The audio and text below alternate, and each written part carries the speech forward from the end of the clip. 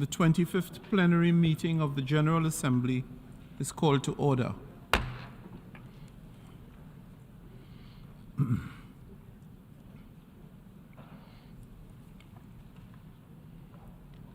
The General Assembly will assume its consideration of Agenda Item 74, entitled Report of the International Criminal Court, to continue the debate on the item. I therefore give the floor to the Bolivarian Republic of Venezuela.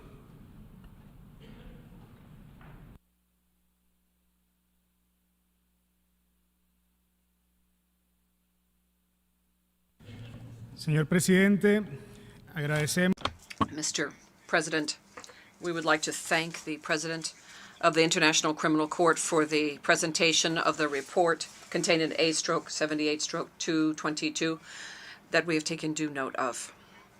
And we were able to see in that report the legal activities put forward by that body in fulfillment of its mandate, including current cases underway, the conclusion of some, and the status of investigations underway. Mr. President, the Venezuelan state is firmly committed, both in its national legislation and in practice, to the respect, promotion, and protection of all human rights and fundamental freedoms. And there we express our categorical rejection of all crimes committed against humanity, war crimes, genocide, and ethnic cleansing, all of which are set forth in the Rome Statutes. We also reiterate the key role played by states as a guarantor of fundamental rights for their people and our further support for guaranteeing access to justice in those cases where such atrocious crimes have been committed, but always based on the premise of national jurisdiction having primacy. Venezuela reaffirms its firm commitment to the Rome Statutes and to fighting impunity, especially for crimes that are the most serious and internationally important. We believe that that is an unavoidable step, both for maintaining international peace and security and for strengthening the rule of law at the international level. Based on that commitment, we take this opportunity to first take note of the statements made by Prosecutor Inga on the 29th of October, and secondly, to call for once and for all measures to be taken, urgently and concrete measures to be taken, including from the ICC, that Israel, the occupying power, be held accountable for the atrocious crimes that it has been committing for years with impunity in the occupied Palestinian territories. And that would include, throughout the last 3 weeks, another and regrettable spiral of violence, death, and destruction, which has cost the lives of thousands of civilian, innocent bystanders, including women and children, which can only be called, without making a mistake, a true genocide.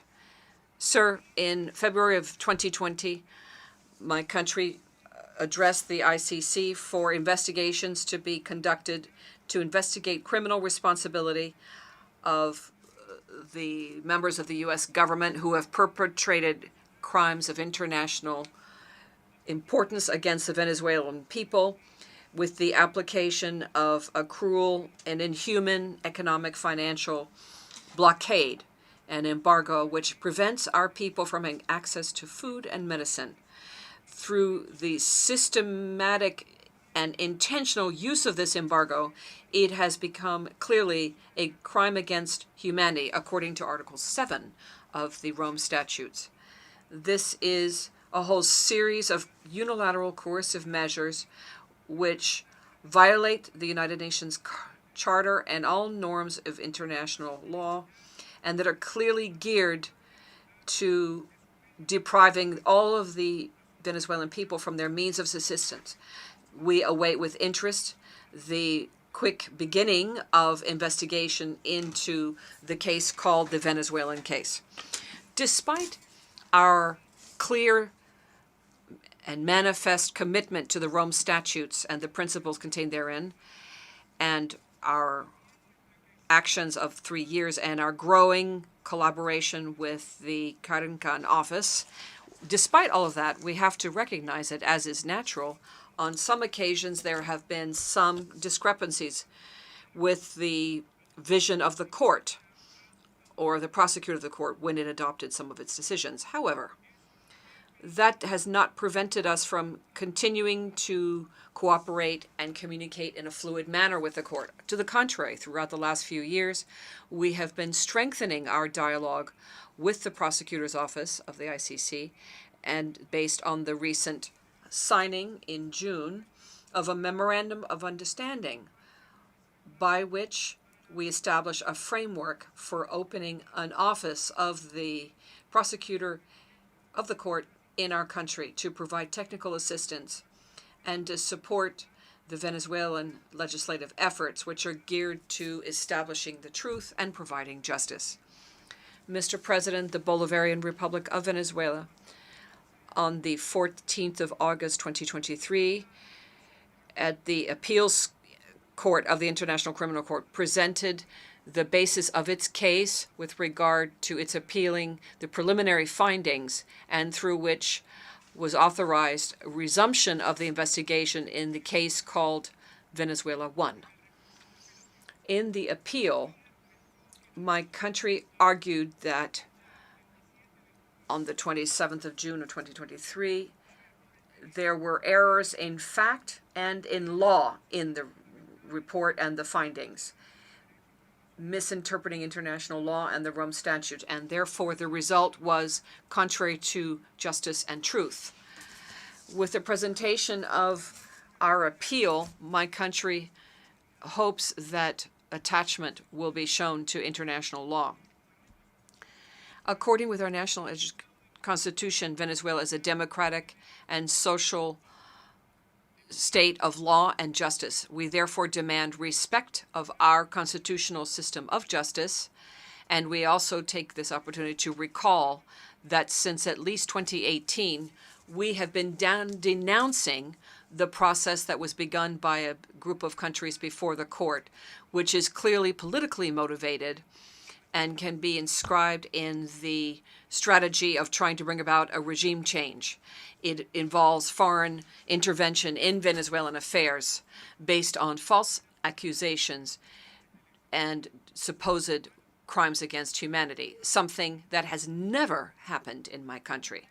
In that context, it's worthwhile bringing to the attention of this General Assembly what was said by the Ministers of Foreign Affairs of the non-aligned movement countries during its most recent meeting in July in Azerbaijan with regard to this question. And I quote, they said, "We note with concern the recent decision handed down by the International Criminal Court to proceed with an investigation into the presumed crimes committed under its jurisdiction in Venezuela based on the demonstrated cooperation with the ICC in this regard and the proceedings currently underway in Venezuela in exercise of its national jurisdiction and in keeping with its national obligations and international obligations as relevant. We further stress that this action is in violation of the principle of complementarity as set forth in the Rome Statutes, and therefore we request the ICC to avoid allowing its work to be politicized or used, and that would include as part of the loafer efforts or legal war, which just serves to promote specific agendas and undermine efforts to preserve the integrity of the Rome Statutes and the independence of the court, end of quote. Mr. President, the Bolivarian Republic of Venezuela reaffirms that the International Criminal Court is a court of last instance, and it establishes justice for serious international crimes rooted in national courts. National authorities, therefore, have the major responsibility of investigating and trying crimes which are defined as crimes in the Rome statutes. The court is involved, the ICC is involved only when states are not prepared to or cannot act within their jurisdiction to undertake the national proceedings that correspond to them. I would like to conclude by emphasizing that my country, through the public ministry, which in addition to guaranteeing respect for constitutional guarantees and judicial proceedings, organizes criminal cases and proceedings when crimes have been committed, has been undertaking a series of reforms. It has adopted a series of innovative measures to ensure effective justice be served on national territory, and always seeking to provide reparations to potential victims of human rights violations. All of this is in full compliance with our national and international obligations in this area, and those that would include those that stem from the Rome statutes, and in full correspondence with the spirit of cooperation, the memorandum of understanding undersigned between the ICC and my country. Moreover, we take this opportunity to recognize the work of public defenders who work at the ICC, whose efforts are fundamental to guarantee the proper functioning of the court. And we would also like to express our grave concern given the current labor situation of those public servants, and we therefore urge the government of the Netherlands, in its capacity as host of the ICC, to recognize their condition and return to the prior situation prior to 2014, whereby the taxation was similar to this other civil servants of the ICC in equal conditions. We also call for preservation of the objectivity, independence, non-selectivity, and impartiality and transparency of the work of the court. And we should avoid that it be used to advance dark political interests that run against the spirit of the Rome Statute and that undermine both the primacy of justice and human rights. Along these ideas, we conclude by rejecting in the most categorical terms the recent statement made by the United States in this very room 2 days ago. That statement shows once again the double standard applied in the area of human rights and its reiterated interest in politicizing the work of the ICC, whose judges and prosecutors have even been sanctioned due to the simple fact that they have tried to undertake investigations which are geared at specifically doing what other situations require, which is to provide justice and accountability for atrocious crimes. It's unthinkable, Mr. President, to try and supposedly promote great causes around the world while at the same time one chooses to turn a blind eye to the crimes committed by one's own nationals around the world, and then continue perpetuating over time impunity and a framework of impunity for the social genocide and oppression of an entire other people. This is not moral, and they do not stand on the moral high ground to make such statements about my country.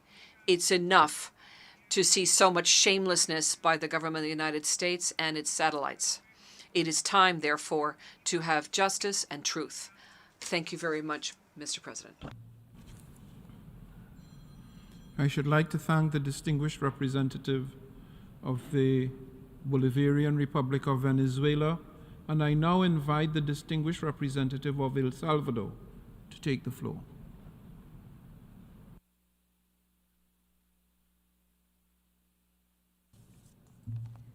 Muchas gracias, señor. Thank you very much, Mr. President. The Republic of El Salvador thanks the President for presenting the annual report on the work of the International Criminal Court. And with regard to the report, El Salvador would like to make the following remarks.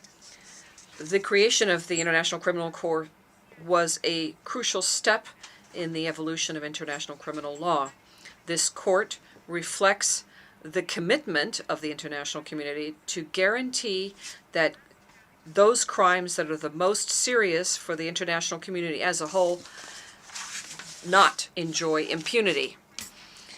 25 years after adopting the Rome Statute for the ICC, El Salvador takes note of the work of this important court in international criminal justice.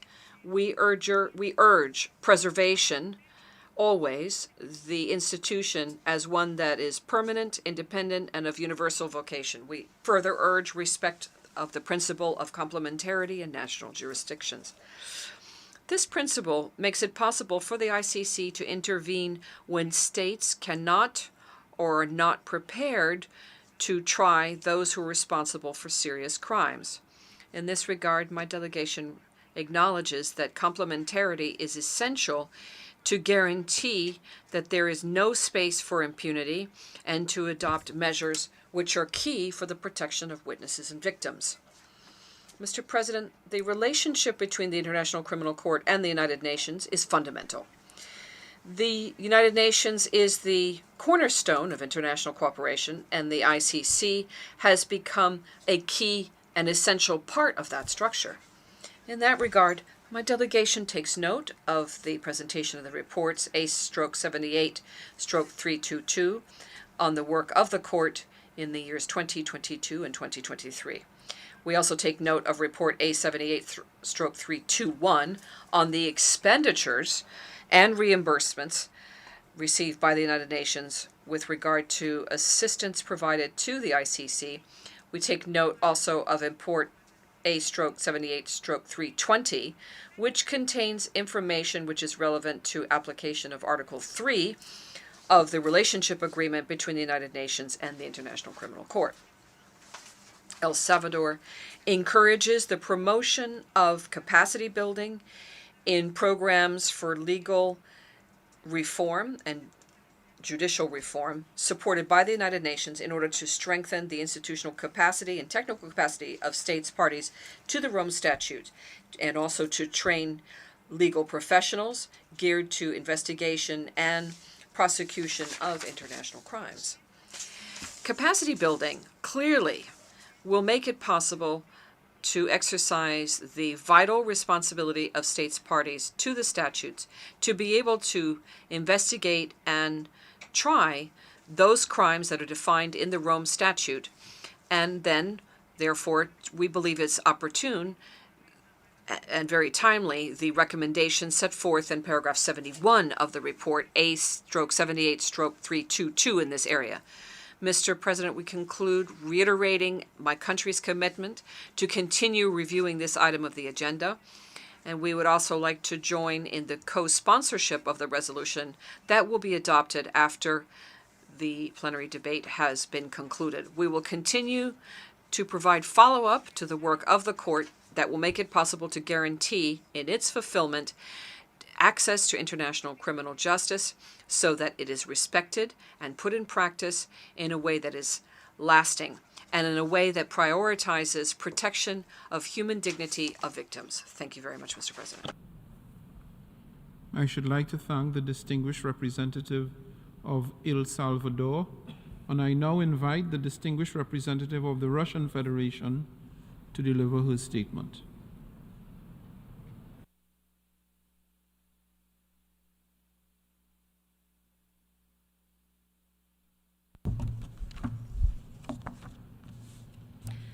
Mr. President, distinguished colleagues, a number of delegations have spoken here in this room about those lofty ideals, combating impunity and equality of all before the law. We support these principles. They're the right ones. Historically, my country has championed these principles. It was one of the countries behind the Nuremberg Tribunal. Russia was one of the most active participants in the development of the ICC's Rome Statute. We voted in favor of its adoption, we signed it, and we even began ratifying it. Like many others, back then, we genuinely believed that this court, the ICC, can continue the glorious legacy of the tribunals which were established following World War II with a view to condemning Nazi and militaristic criminals. The ICC was supposed to investigate the most serious crimes under international law. It was supposed to do so impartially and effectively. very high hopes were pinned on the court by many. Most of the effusive language contained in the resolution we're considering today dates back to the first few years after the ICC was established. Back then, commendatory reviews were often given in advance, and yet they have little to do with the current situation at the ICC and around it. Time and practice have shown that the lofty ideals of justice were not destined to become reality. Hopes, it turns out, were far removed from reality. The trajectory of the ICC's development, or rather of its degradation, was very similar to the dubious achievements of the International Criminal Tribunal for the former Yugoslavia, which is famous for its clear anti-Serbian bent in its guilty verdicts. It's also known for whitewashing war criminals, including true butchers from a number of parties to the conflict. And it's only now that exotic courts of some sort established by the European Union, it's only now that they've started looking into these criminals. The ICC's main achievement is that it managed to outdo the odious ICTY in terms of how selective, partial, and politicized its work is. It's also excelled in brushing under the carpet the war crimes committed by its Western masters.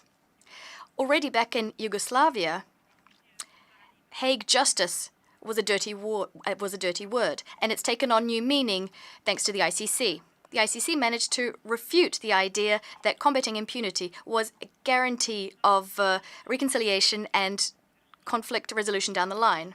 The situation in Sudan and Libya is an excellent example of this. Experiments to transfer these situations to the ICC, these dossiers to the ICC, were not only unsuccessful, they meant a catastrophe for these countries, which stretched out over many years. Over the time that the ICC has been doing its useless work, we have a pathetic handful of decisions. The final verdict, well, you can count the number of final verdicts on one hand, on the fingers of one hand. Many cases simply fell apart at the investigation's stage, and billions of dollars were spent on these less than impressive results. The ICC's regular budget, a punitive machine wielded by the collective West, its budget is 3 times higher than that of the International Court of Justice. And this is without counting the hundreds of millions of dollars which Western countries funneled into that sham Ukraine case in the guise of voluntary contributions. Against this backdrop, the ICC's regular attempts to justify in front of the Security Council its flagrant years-long ineffectiveness on Libya and the Darfur justify this because it doesn't have sufficient financial resources. Well, that's a pitiful excuse. And yet, the West has certainly got bang for its buck. Since the ICC was established, 52 persons were charged. 47 of them were from Africa. That's a very interesting statistic, given that the worst, the bloodiest mass atrocities in modern-day history were committed by the West. An African colleague referred to the ICC as the International Colonial Court, and it wasn't in jest. The ICC has degenerated into a truly political tool for prosecuting those who have crossed the West. The neocolonialists, meanwhile, are enjoying total impunity, regardless of what they do, and this is in the best traditions of the so-called rules-based order instead of the law-based order. And examples abound. This court and its pet prosecutor, a British national, well, the West simply had to snap its fingers, and the court deprioritized an investigation of civilians dying at the hands of NATO, including women and children. Similar situations in Afghanistan, Libya, and Iraq. Hundreds of thousands of victims, and yet no one is held responsible. That's the justice you get at The Hague. And in a similar fashion, the ICC is making up cases as soon as its Western patrons tell it to. For instance, the arrest warrant issued against Mr. Gaddafi, which was cooked up in a matter of 3 days. These were shameful instances. Cases are fabricated against states which are not to the liking of the Western patrons of the ICC. The Gaddafi case was so outrageous that even the test tube wielded by Mr. Powell at the UN Security Council pales in comparison. And yet the ICC did its job. It dehumanized the Libyan leader, creating a fig leaf for the NATO aggression in the country. As a result, the country and its economy lie in ruins. Mr. Gaddafi was killed, and no one was held to account for this. Many perished from NATO bombs. Hundreds of thousands of people went up in flames during the Civil War, a war of all against all. Many drowned at sea, heading to Europe, looking for a better life. Or some did make it ashore and saw outrageous discrimination and inhumane treatment on the part of those who destroyed their home country. And who has been held responsible for this? We see total impunity at the ICC. So-called arrest warrants were issued for a number of Russians hastily just before the Russia-China summit. And this was a shameful circus. It doesn't have anything to do with justice. And the pretrial chamber actually had to replace the judge very quickly. In fact, when the prosecutor sent his request to the court, to the chamber's composition had been finalized. But who cares about procedural norms when you have political orders to execute? The prosecutor got his bonus, by the way. Just a few days before he sent his request to the ICC, his younger brother was released from prison. This was early release. His brother was a former British MP who was serving time because of a paedophilia crime. The issuance of warrants happened days before the donor conference in support of the ICC in London, and the sponsors there said that all of the money they were pledging should be spent exclusively on holding Russia to account. In other words, interested parties are paying for the proceedings they commission. Just think about this. What justice is there to speak of? The charges brought against Russians, that's a whole other issue. Not only are they groundless, there are violations of international law on the immunity of state officials. They're nugatory in legal terms and inhumane. These Russians are being accused of evacuating children who'd been left to their own devices from an area where hostilities are underway. So if we follow the ICC's logic, we should have left these children in the line of fire. This is how the ICC believes justice should be done. Against this backdrop, it comes as no surprise the ICC's position and the position of its patrons regarding the tragic events which have been ongoing now for 3 weeks. The civilian population has not been evacuated from the area where hostilities are underway. Thousands of children have died owing to indiscriminate shelling. Hospitals are being shelled regularly. Patients, doctors, and emergency workers are being buried under the rubble. Hundreds of people are suffering due to lack of water and medicine. Some UN system agencies have woken up and have started talking about possible war crimes. Where is the much-wanted ICC? Where are the arrest warrants? Or are those issued only when you save children, not when you kill them? The Office of the British Prosecutor is making some general political pronouncements, threatening taking Palestinians only to court. This again demonstrates the true nature of the ICC, its ideals, the purposes it pursues, and the interests, whose interests it's serving. Thus, the ICC's attempts to position itself as a body acting on behalf of the international community that look simply silly. The idea that has an international generally recognized mandate has nothing to do with reality. It's divorced with reality. This is a pseudo-court. And in fact, over 1/3 of UN member states are not members of it.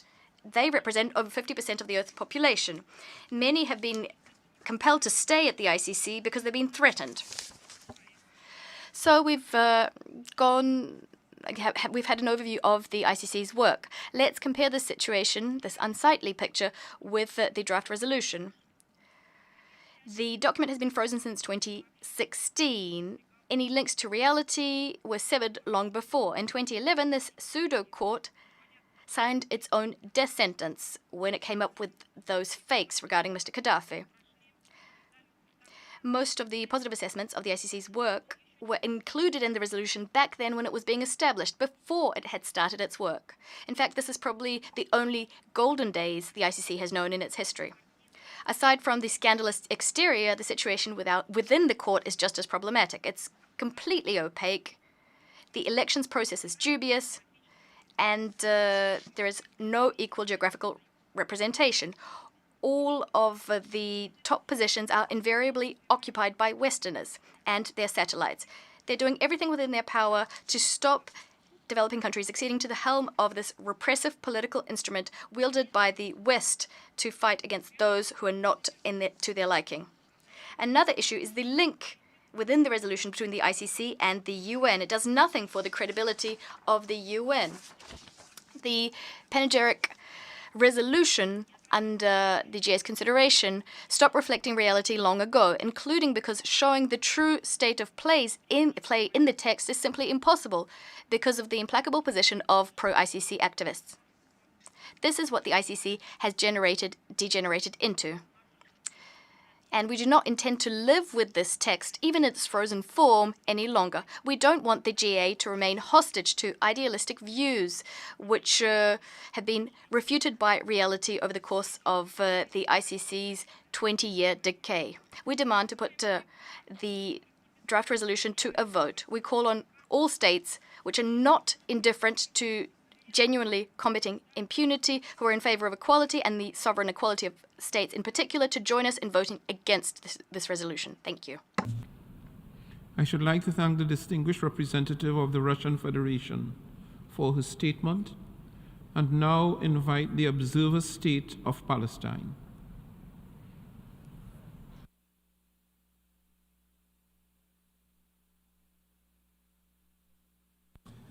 Thank you, Mr. President. In all of 2022, across all conflict areas around the world combined, around 3,000 children were killed. 3,000 too many. In 3 weeks, Israel killed 3,600 Palestinian children in the Gaza Strip, more than all the children killed in all conflict areas in a year. Of the 8,800 Palestinians killed so far, more than 70% are children and women. Nearly all are civilians. Is there anyone here, anyone with a shred of humanity and decency, that thinks there is any justification for that? Anyone here that believes these numbers are possible if Israel was not targeting civilians, or at the very least, conducting indiscriminate attacks? The rules of international law came in response to tragedies we failed to prevent. We remember the names of these tragedies. They are the names of towns, cities, provinces, forever etched in our collective memory as open wounds, as stains on humanity's conscience, as reminders of what happens when the worst occurs and the many remain silent.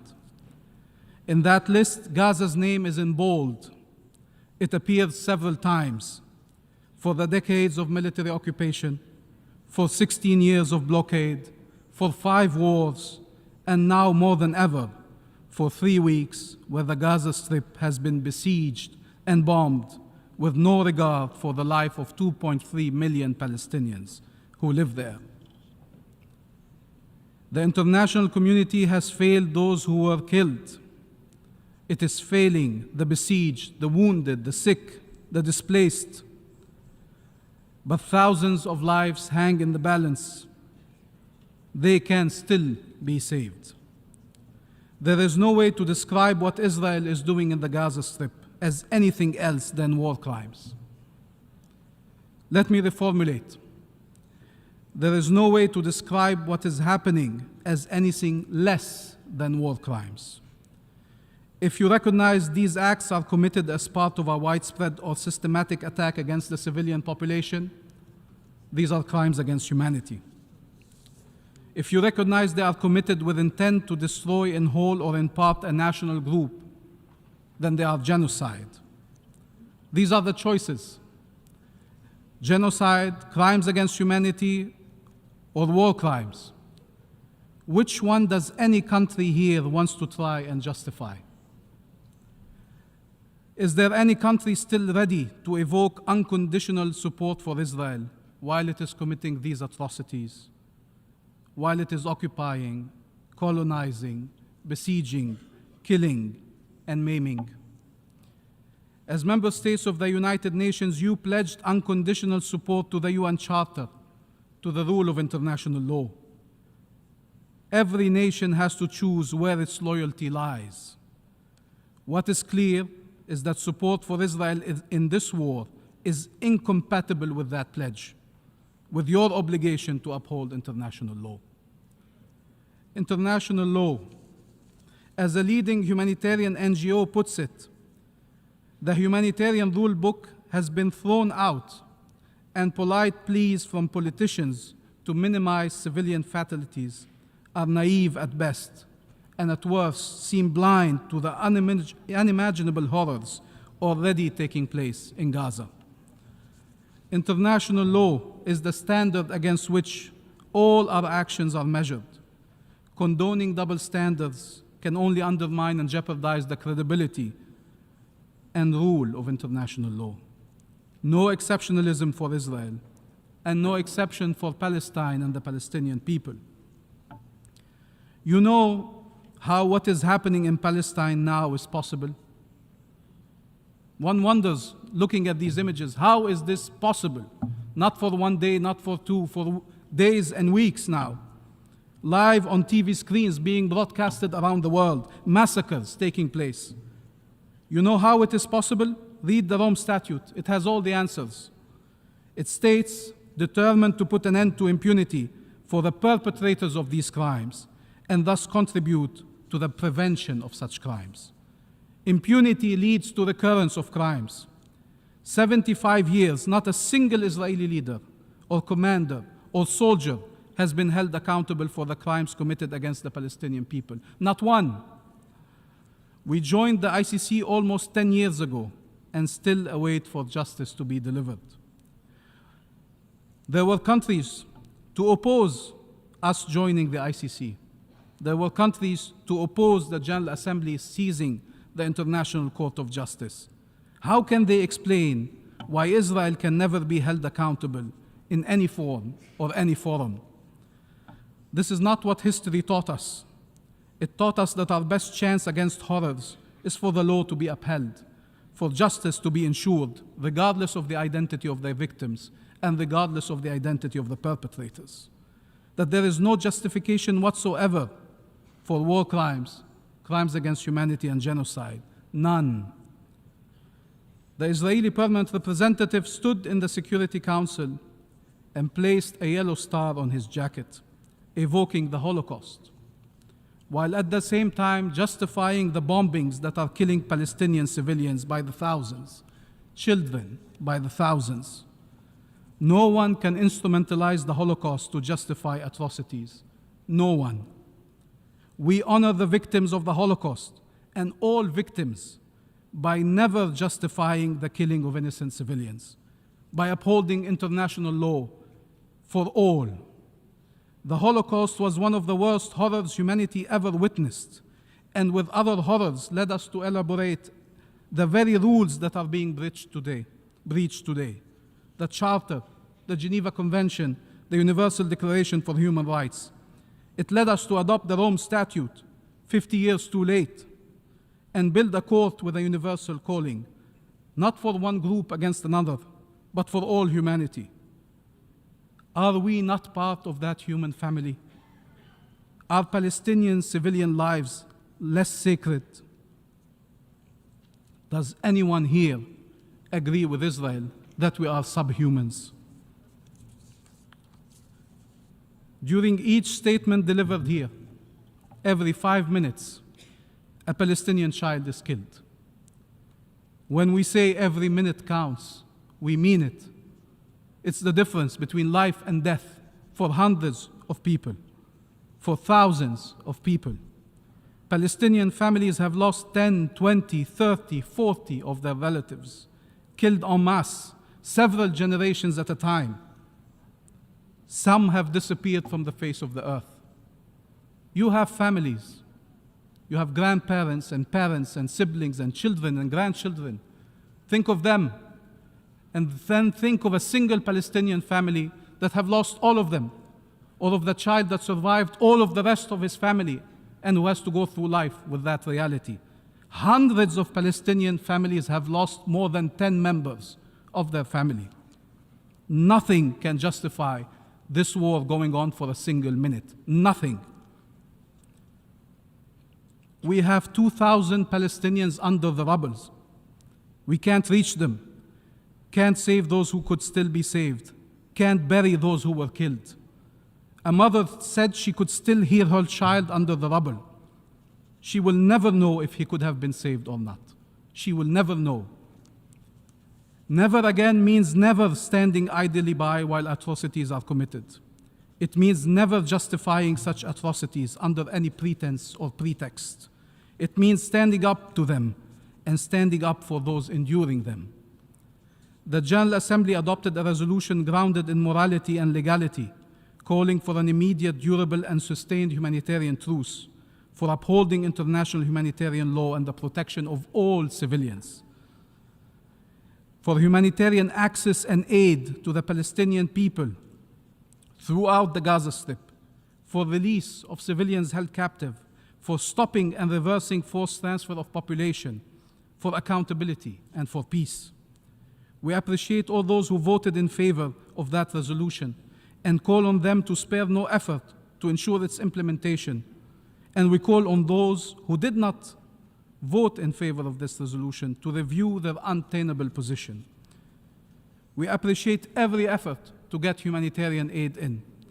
We appreciate every effort to allow to save lives. But the only way for us to address this catastrophic situation underway is to stop the assault immediately. We call on the prosecutor who made an important visit to the region in the midst of this unfolding tragedy to uphold his mandate, and all states to help ensure accountability. We need your unconditional support to civilians, including children, to the humanitarian personnel performing in impossible conditions. 67 of UNRWA staff have been killed. Many doctors, many rescue teams have been bombarded. Many hospitals, many schools are under the bombs. There's no safe haven, no safe place in Gaza. People are asked to go south, and the south is under the bombs. 40% of those killed were killed in the south. Don't believe the lies. There is nothing called an evacuation order to protect civilians. Israel has admitted in this memo of the Ministry of Intelligence that the goal was the forced displacement of people outside of the Gaza Strip, outside of Palestine. The same goal pursued over 75 years. We have 75 years of experience to know Israeli goals. It is not to protect our civilians. It has never been to protect our civilians. It has always been to dispossess and displace our people. This is an unlawful order. Nobody should justify it. The protection follows the civilians. It's not the civilians who run after protection. They should be protected wherever they are.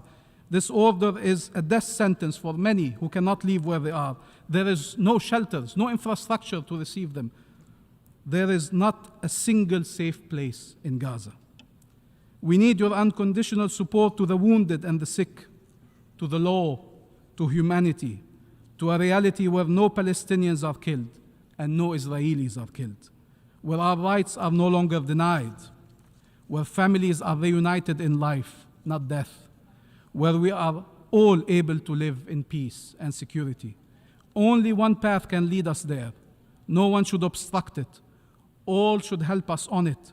It is the one we identified when we joined the ICC with 3 simple words: justice, not vengeance. Thank you. I should like to thank the distinguished representative of the Observer State of Palestine for his statement. We have heard the last speaker in the debate on this item. The Assembly will now take a decision on draft resolution A/78L6 entitled Report of the International Criminal Court. For your information, the draft resolution has closed for e-sponsorship. I now give the floor to the representative of the Secretariat. Mr. President, I should like to announce that since the submission of the draft resolution, and in addition to the delegation listed on the L document, the foreign countries have also become co-sponsors of A/78/L6.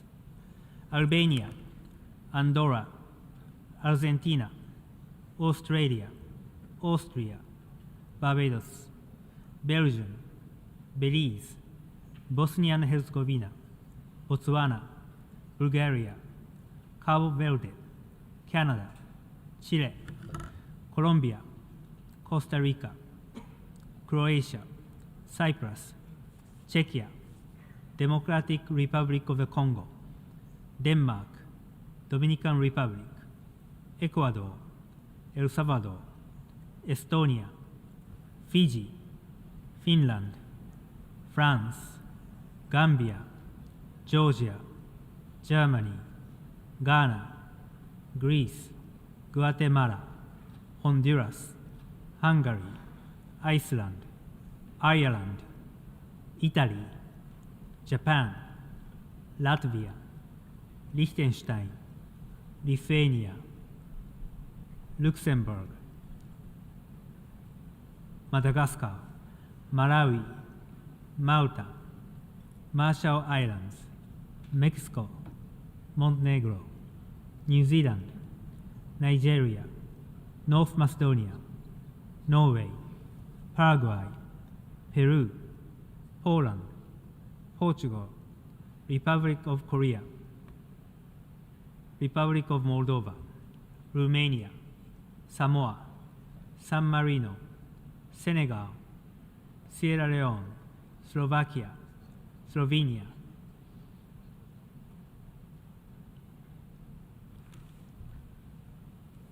South Africa, Spain, Sweden, Switzerland, Trinidad and Tobago, Uganda, Ukraine, United Kingdom, United Republic of Tanzania, and Uruguay. If any other countries wish to co-sponsor A/78/L6, please signify by pressing the microphone button. I see Gabon,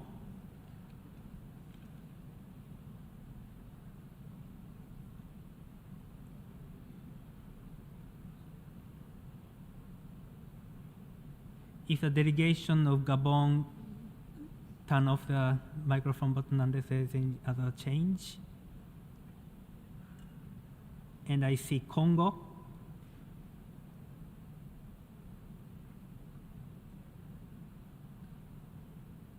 Thank you, Mr. President.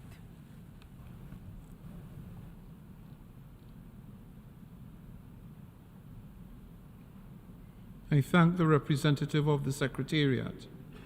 A recorded vote has been requested. We shall now begin the voting process.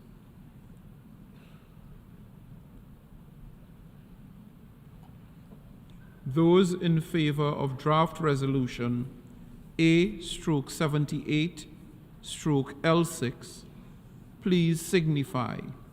Those against? Abstentions. The General Assembly is now voting on draft resolution A/78/L6 entitled Report of the International Criminal Court. Will all delegations confirm that the votes are accurately reflected on the screen?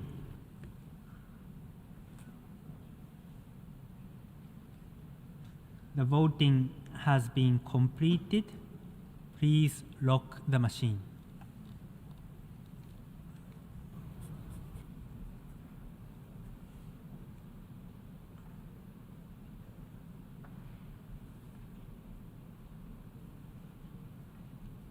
Ready? The result of the vote is as follows. In favor, 115. Against, 6. Abstentions, 31. Draft resolution A/78/L6 is adopted.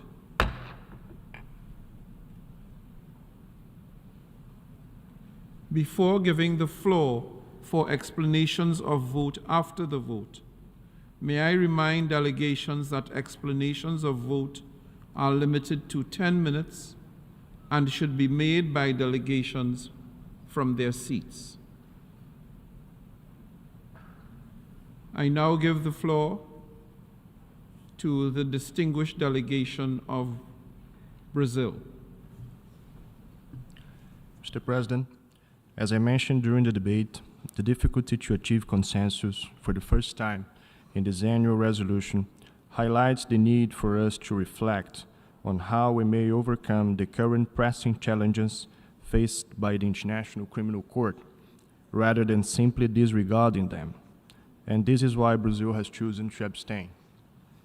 Achieving universal adherence, addressing concerns related to partiality, selectivity, and double standards, ensuring effective state cooperation, fostering coherence within the international legal system, and rectifying geographical imbalances within the ICC's institutional structure are some of these critical challenges.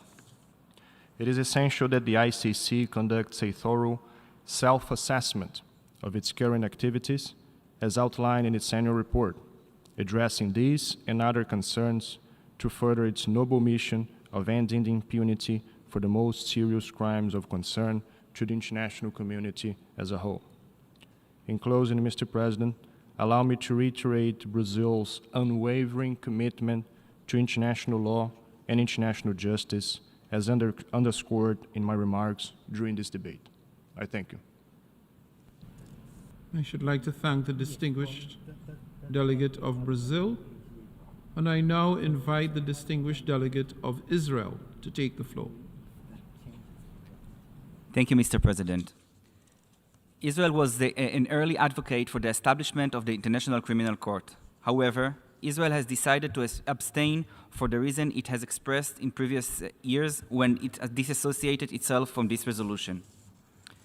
As a democratic state based on the rule of law, and as the nation of the state of the Jewish people, we remain committed to ensuring that the perpetrators of mass atrocities that deeply shocked and conscience of humanity are held accountable.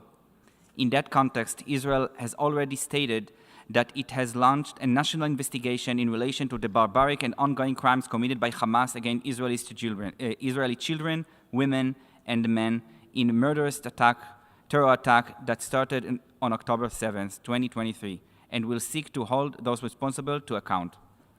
Thank you, Mr. President. I thank the distinguished delegate of Israel for his statement. I now give the floor to the distinguished delegate of the Syrian Arab Republic. Thank you, Mr. President.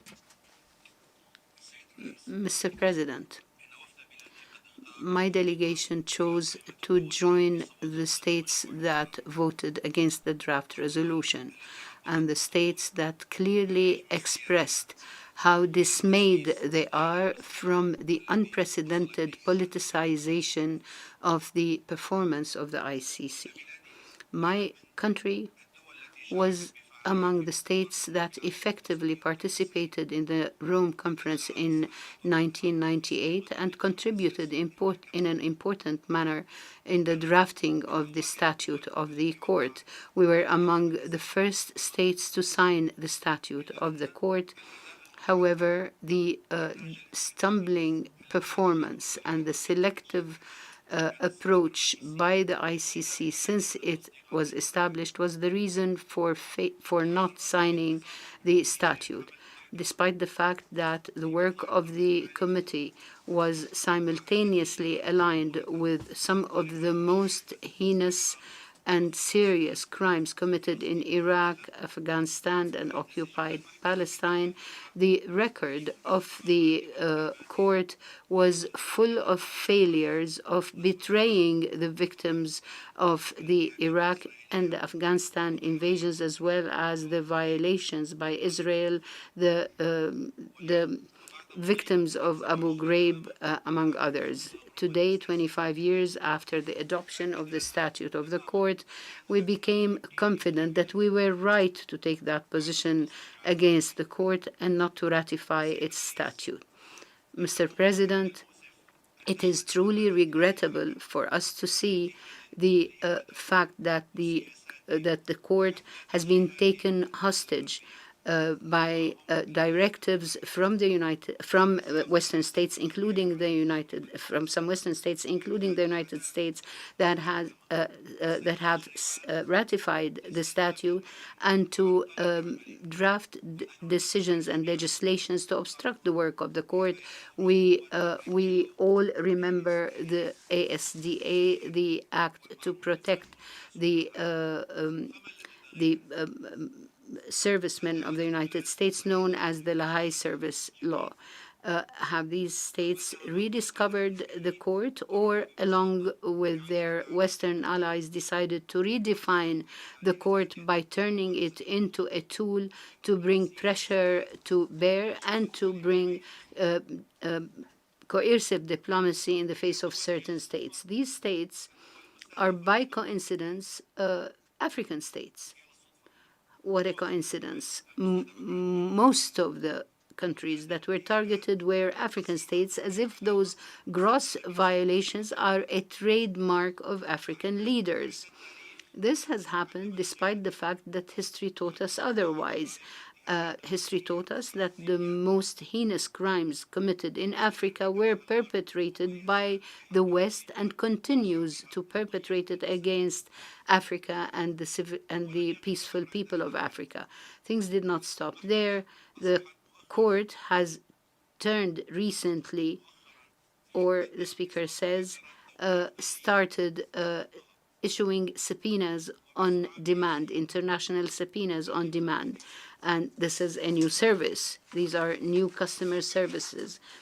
And even if these subpoenas were to face senior officials from non-member states, this is against the rules of international law on sovereignty, personal and otherwise, agreed upon by customary law and confirmed by the decisions of the International Court of Justice.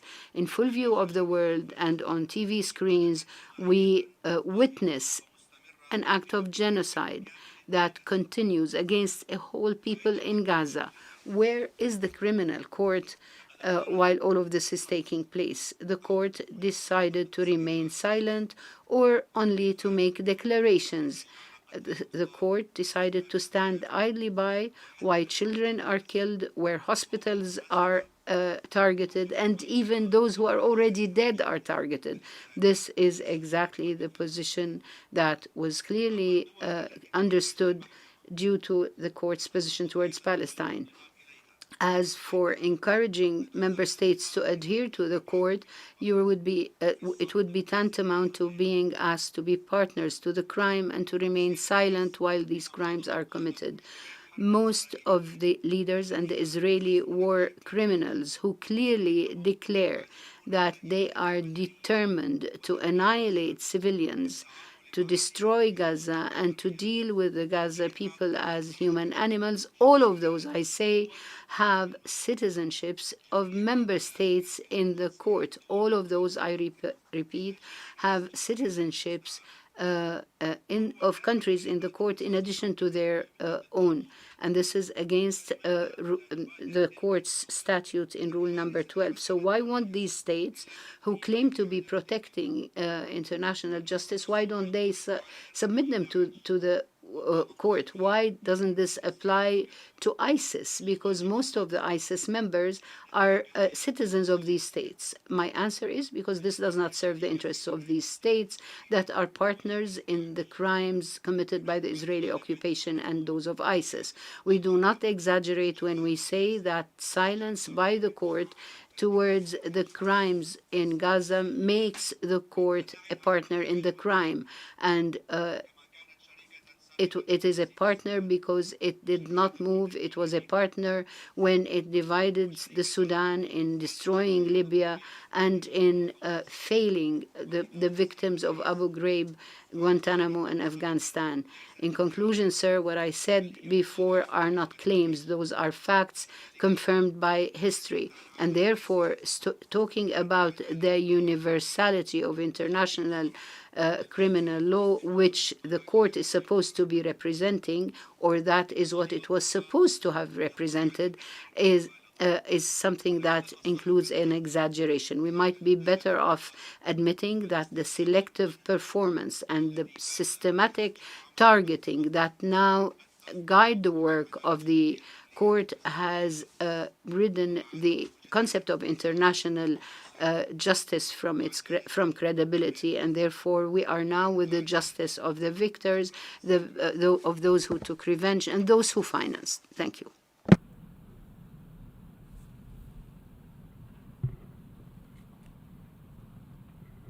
May I take it that it is the wish of the General Assembly to conclude its consideration of Agenda Item 74?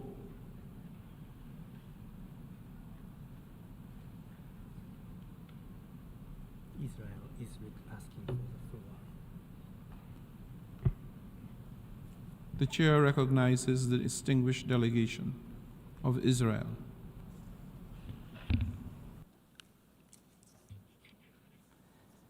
Thank you, Chair. We regret that once again the Palestinian delegate has chosen to exploit this esteemed platform and exhaust its vulnerable time. You ask. Would the delegate of Israel please indicate whether the statement he is in the process of making constitutes a right of reply? We want to have a right of reply, Mr. President. The exercise of the right of reply has been requested. May I remind members that statements in the exercise of the right of reply are limited to 10 minutes for the first intervention and to 5 minutes for the second intervention, and should be made by delegations from their seats. I now call on the representative of Israel. Thank you, Mr. President. We regret that once again the Palestinian delegate has chosen to exploit this esteemed platform and exhaust its valuable time by sharing misleading information and inflate numbers, seemingly running out of valid legal arguments. We should all remember there is no law without facts, and the facts are very clear. Hamas, the genocidal terrorist organization, started this war, and Israel has the legal and the moral right to protect its citizens, period. Hamas is the ruler of Gaza Strip. Hamas is behind this attack, and it will be held accountable for the ramifications of its actions, period. In this asymmetric lawfare, everything is asymmetric.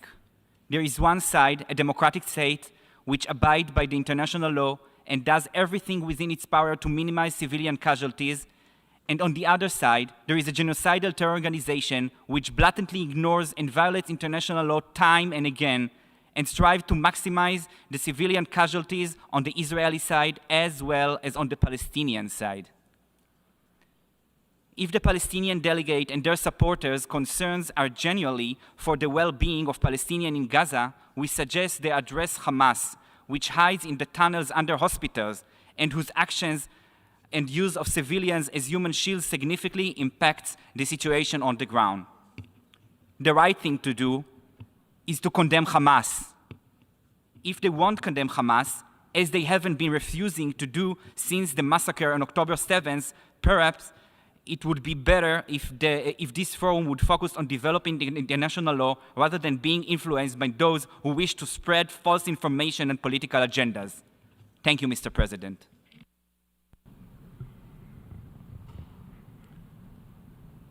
May I take it that it is the wish of the General Assembly to conclude its consideration of Agenda Item 74?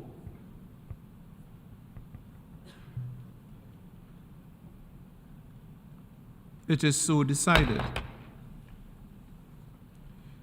Members are reminded that the 43rd plenary meeting of the 10th Emergency Special Session will be held immediately after the adjournment of this meeting.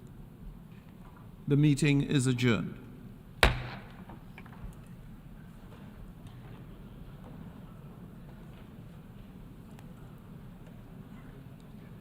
The 43rd plenary meeting of the 10th Emergency Special Session of the General Assembly is called to order.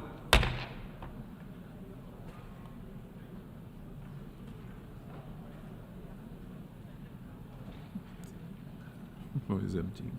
The General Assembly will continue its consideration of Agenda Item 5, entitled Illegal Israeli Actions in Occupied East Jerusalem and the Rest of the Occupied Palestinian Territory, to resume the debate on the item pursuant to the decision taken at the 40th plenary meeting on 27th October 2023.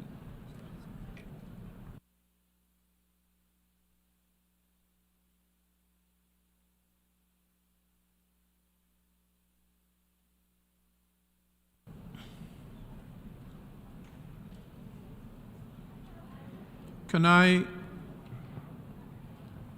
I encourage delegates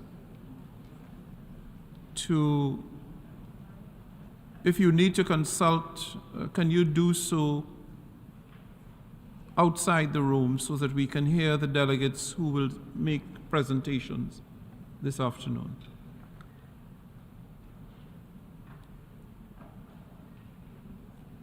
I now give the floor to the distinguished representative of Kuwait.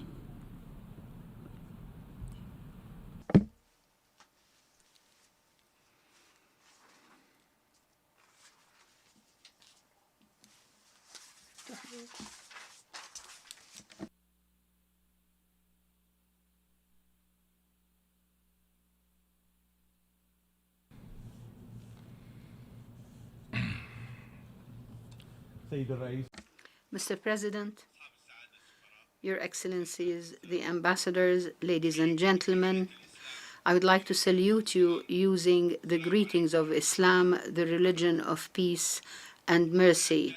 Peace be upon you, so is God's and His blessings.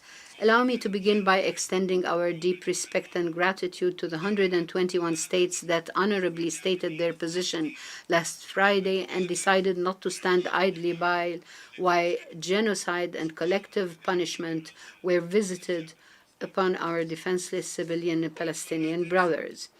Please do not forget that on the same day when you decided to stand by what you deemed as right and made your positions known, challenged criminality, atrocities, and heinous crimes committed by the Israeli occupation forces, they declared the start of their ground invasion of the Gaza Strip. They did not stop there. They doubled their strikes and bloodthirsty violence against innocent civilians who were mostly women and children who committed no sin to deserve this fate. Does the world still believe that what has been unfolding is in self-defense? Are there among you those who continue to remain indifferent in the face of an unfolding genocide playing live daily before your very eyes? Do you accept that an occupation entity unilaterally rides roughshod over the rules and principles of the UN Charter, international law, and international humanitarian law? I just wonder how audacious are those who turn a blind eye to atrocities and fail to condemn them. You dragged this organization to an abyss the likes of which we have never seen before because of your double standards and selectivity in applying the law. Mr. President, Kuwait's position vis-à-vis the crimes committed before our own eyes is based on three basic principles. First, an immediate ceasefire.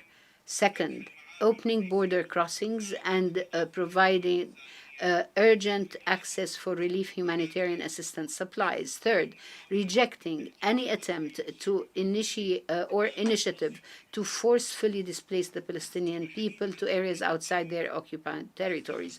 On the application of law, I would review with you the actions of the coward occupation forces violating the interests of civilians. And I say coward because this is against because of the actions of the Israeli forces, who have no sin other than they were created Palestinians. We see daily violations of the principles of international law, international humanitarian law, in addition to many decisions and resolutions adopted by the Security Council and the General Assembly, the countless decisions. So I would like to review with you the violations against the civilians. Some of the most difficult scenes that we are seeing daily is killing innocent children, young children who only hope to go to schools to play with each other. They have committed no crime whatsoever. And I would like to draw your attention here to the statements declared made by Save the Children 2 days ago, to the effect that the number of children killed in Gaza in the past 3 weeks alone exceeded the annual number of children killed all over conflict zones in the world since 2019. Over 3,257 children have been killed since October 7.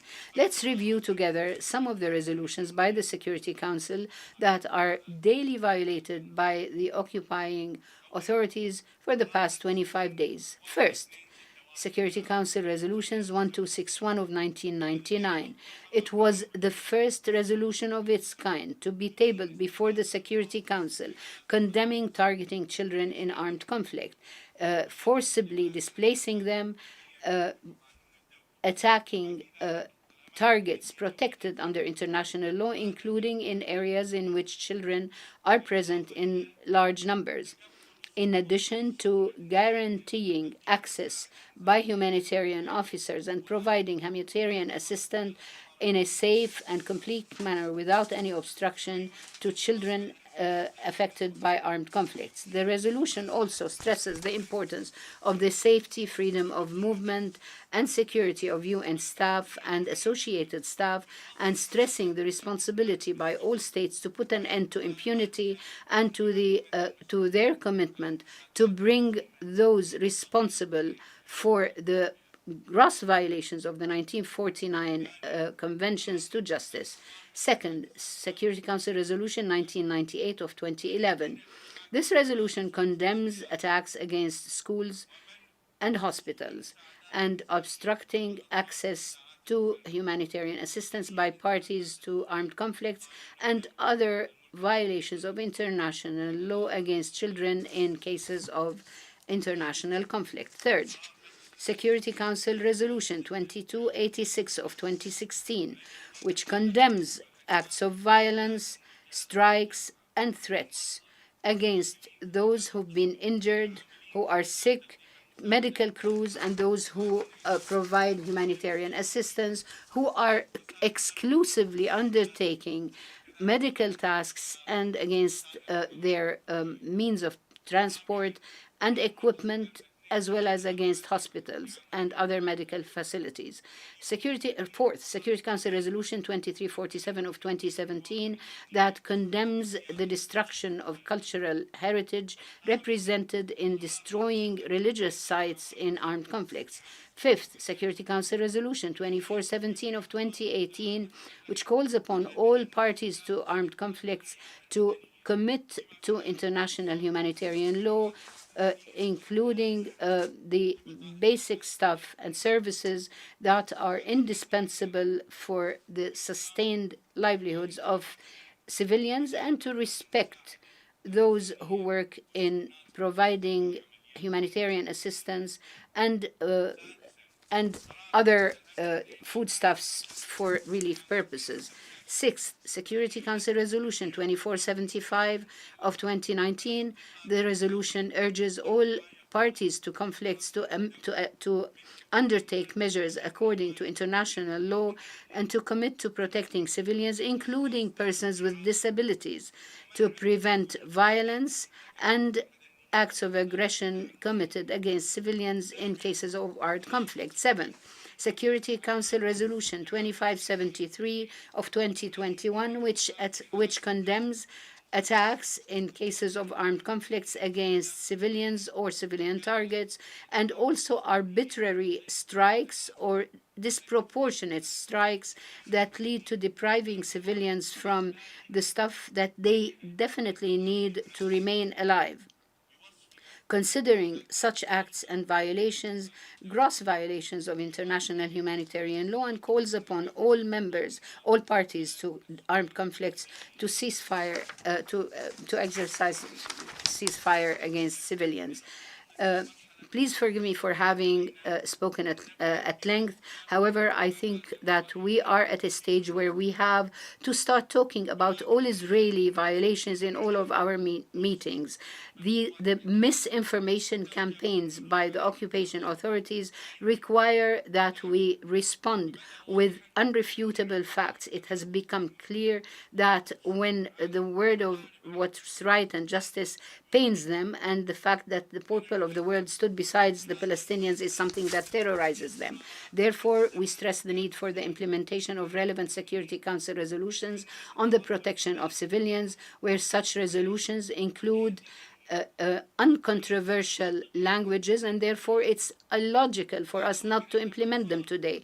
It's as if those who drafted these resolutions would know the criminal acts that will pursue in the future, and such resolutions seem as if they were custom-made to respond to the gross violations perpetrated by the occupation forces. Mr. President, what the Secretary General said pained them when he said that what happened in Gaza on the 7th of October was not born out of a vacuum. So they started attacking him, asking him to resign, and they declared that he's not welcome to enter to their occupied entity. I would like to tell you, Mr. Guterres, you are the moral compass of this organization. We have only listened to arguments that highlight what is right, no matter how bitter the facts were. You should be welcome to any place on earth, any place that does not fear the words of rights, justice, and honesty. This only confirms what we already know. That is, this occupying power does not know what honesty is, what right is, and only promotes empty words and fabrications. The times has come, and we will not repeat what we have said over the last 56 years. The violation, killing, and violence perpetrated by the occupier has no place in our world today. Our only way forward would be the achievement of a full and comprehensive peace by the implementation of resolutions adopted in international contexts and the agreement to the Arab Peace Initiative of 2002 for the establishment of the State of Palestine, with Jerusalem as its capital on the lines of June 4th of 1967. We are all for the above. Therefore, we are not going to go back to where we were, to square one. The time has already passed. This is not because we refuse to address the situation. The world knows that the State of Palestine did not reject political negotiations. However, ignoring international legitimacies according to the interests and to the changes in views of those who are in command on the other side is something that we will not accept, and we will not ignore. We are states, and we have our own influence. I would like to take this opportunity to tell you the following: you tried everything. I would like to say to the occupying power, you were treacherous, you fought, you struck, you killed, you forced populations out, you displaced, you detained, and you imprisoned. You burnt everything before you. You only have one choice, which is the only choice that would rid us from this circle of violence that you have imposed for the past 56 years, which is to end occupation and to leave the Palestinian occupied territories. Our heart is broken. Our blood is boiling. Get out of our land. Leave our land. We don't regret your departure. In conclusion, our Palestinian brothers, you are free. You are the people of steadfastness and of struggle. We take pride in you, in your steadfastness and your courage. That is unprecedented.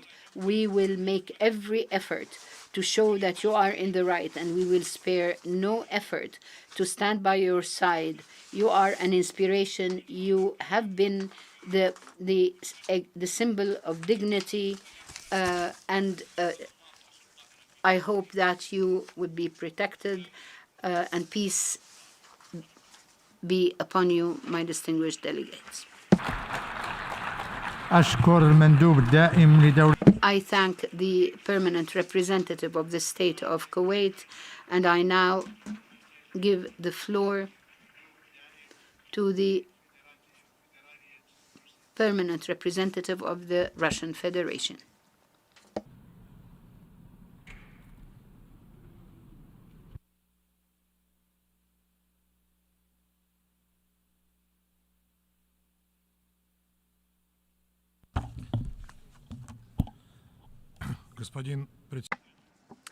President, distinguished colleagues, the events of the last few weeks in the area of the Israeli-Palestinian conflict have left probably no one on this earth indifferent. All of our hearts ache as we look at the heart-rending stories of human suffering. And the parties are shifting blame for the suffering from one to the next, while the civilians in Israel and Palestine continue to perish. Our mission receives tens of messages every day from Israeli citizens, Palestinians, and the diaspora. These people write to us about their loved ones in the conflict zone, urging us to do something, anything, to put an end to the violence. First and foremost, they are calling for a ceasefire, for hostages to be released. They're calling for the necessary humanitarian assistance to be delivered. These are thousands of horrendous individual stories, thousands of lives. I'd like to use the opportunity afforded by this rostrum to assure all those who have messaged us, who have contacted us, to assure them that we hear your pleas and we're doing everything within our power so that the international community can take steps to resolve this most acute crisis. We'd like to stress yet again that the violence visited upon civilians, Israeli civilians, since the start of October has no justification. We categorically repudiate and condemn them, all terrorist acts. We extend our condolences to all those who lost loved ones in Israel, Palestine, and in other countries. We demand the release of all persons held captive. Unfortunately, this tragedy didn't appear out of thin air. The protracted Israeli-Palestinian conflict was and remains at the epicenter of all Middle Eastern upheavals. For over 70 years, the Palestinian issue has remained unresolved, and it has prompted regional and international divergences of opinion. It's been exploited as an ideological motive by terrorist and extremist organizations in different parts of the world. What's more is, the fact that the issue is unresolved has resulted in untold suffering on the part of the Palestinian people, the Israeli people, Arab states, and all of the many Palestinian diasporas living therein, including refugees who've been forced to remain in camps for decades and decades. This state of play has been exacerbated over the last few years because Washington has acted alone, separately from our collective efforts, from agreed efforts. It's acted alone, imposing on Israel's Arab neighbors an economic peace without settling the Palestinian issue. We've reached a situation whereby there are now individual unilateral initiatives which not only ignore but actually undermine the international legal basis for the settlement of the Israeli-Palestinian conflict endorsed by the UN and enshrined in UN Security Council and General Assembly resolutions. The US has attempted to turn a blind eye to the ongoing construction of Israeli settlements on the occupied territory. It's recognized Israeli sovereignty over the occupied Golan Heights. And what we've now seen is the Americans calling for an end to the settler violence being foisted upon Palestinians in the West Bank. As a result, Palestinians who see no way out. And we see a conflict that's unprecedented in terms of its scope and risks spilling over to the entire Middle East. Over all these years, we've been warning about the fact that this course has no prospects. It's dangerous and can result in tragic consequences. This new outbreak of violence proves what we've said many times before. A normalization of Israel's relations with Arab states, although of course that would be positive, cannot occur at the expense of the Palestinians. It cannot result in a lasting stabilization of the situation unless we resolve a key issue in the Middle East, that is the Israeli-Palestinian issue. This approach, as we saw for ourselves when on the 27th of October, here in this chamber, we adopted the Jordanian resolution. This approach is supported by the leadership of all Arab, Muslim, and many other states. It's a paradox that on the one part, the entire international community has recognized that Israel's activities in the occupied Palestinian territory are illegal because they're at odds with UN Security Council resolutions and the provisions of international law. That's on the one hand, and on the other hand, our Western colleagues in their statements prefer to simply forget that this unprecedented escalation on the ground is also a consequence of the settlement policy of West Jerusalem, as well as the systematic restrictions West Jerusalem has placed on the Palestinians' ability to freely visit their holy sites. We're delighted that Antonio Guterres did not shy away from flagging this, speaking during Security Council deliberations on the Middle East on the 24th of October. He noted that the current uptick in violence did not happen in a vacuum. As a result, he was immediately subjected to irate and undeserved criticism on the part of Israel, which preferred to see history starting from a blank page, to see history begin on the 7th of October 2023. Colleagues, we'll all have to return to the root causes of the conflict. We'll have to put the Israeli-Palestinian settlement process on an agreed track. However, right now we need to immediately cease fire and put an end to the bloodshed. This should be obvious to all, you'd think. Unfortunately, our Western colleagues at the Security Council are continuing to torpedo any efforts to de-escalate the situation on the ground. They continue to block the UN Security Council's attempt to urgently take measures to immediately normalize the situation, first and foremost to enact a ceasefire. This is what common sense dictates. What's more is, it's what humanitarian organizations in Gaza are calling for. Clearly, the fully fledged ground operation Israel has begun in Gaza can turn not just into a tragedy for 2 million Gazans, it can also trigger a regional conflagration. You'd think that everyone understands just how dangerous this scenario is, and yet it's only Washington which won't listen, which hypocritically is trying to pursue its own regional agenda, politicizing UN Security Council draft resolutions, trying to pass them, but we did not allow it to pass, nor did China. Our US colleagues are trying not just to divert attention from the failures of their policy to shift blame when it is itself at fault. They are accusing Iran, Hezbollah, and Gazans of all of the world's ills. They're also trying to legitimize all this, legitimize the ground operation through the Security Council. We remember the no-fly zone in Libya in 2019 when our Western colleagues had no trouble interpreting UN Security Council Resolution 1973 to their own benefit, waging an aggression on Libya. The UN Security Council does not have the right to grant this kind of carte blanche. President, I'd like to highlight that when we condemn the killing of Israeli civilians and foreigners in Israel, when we do that, we still cannot turn a blind eye to what Western Jerusalem is doing. They're committing flagrant violations of international humanitarian law in Gaza. Entire neighborhoods are being razed to the ground. According to information, we have over 8,500 people have been killed in the enclave. Most of them are women, children, and the elderly. Indiscriminate airstrikes have taken over 3,000 lives. Young Gazans are lying there under the rubble, over 2,000 of them. Half of them are children. As a result of the latest strike on the Jabalia refugee camp in the Gaza Strip, over 400 people died.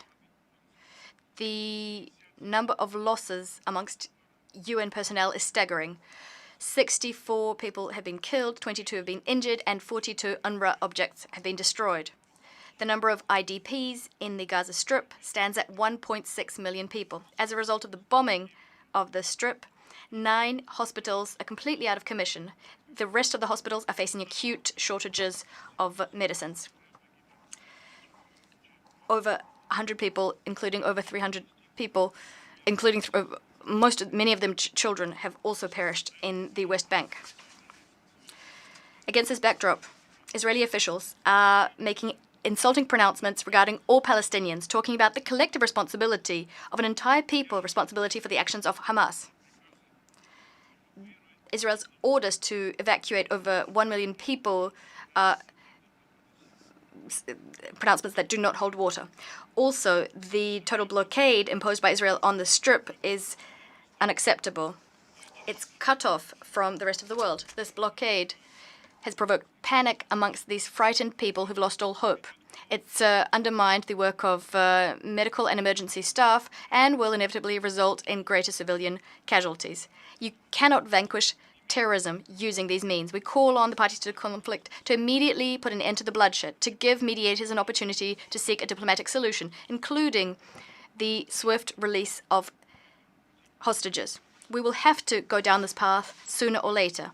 The question is how many innocent people will die until the decision is taken to do so. President, colleagues, we cannot but mention the hypocrisy of the US and their allies.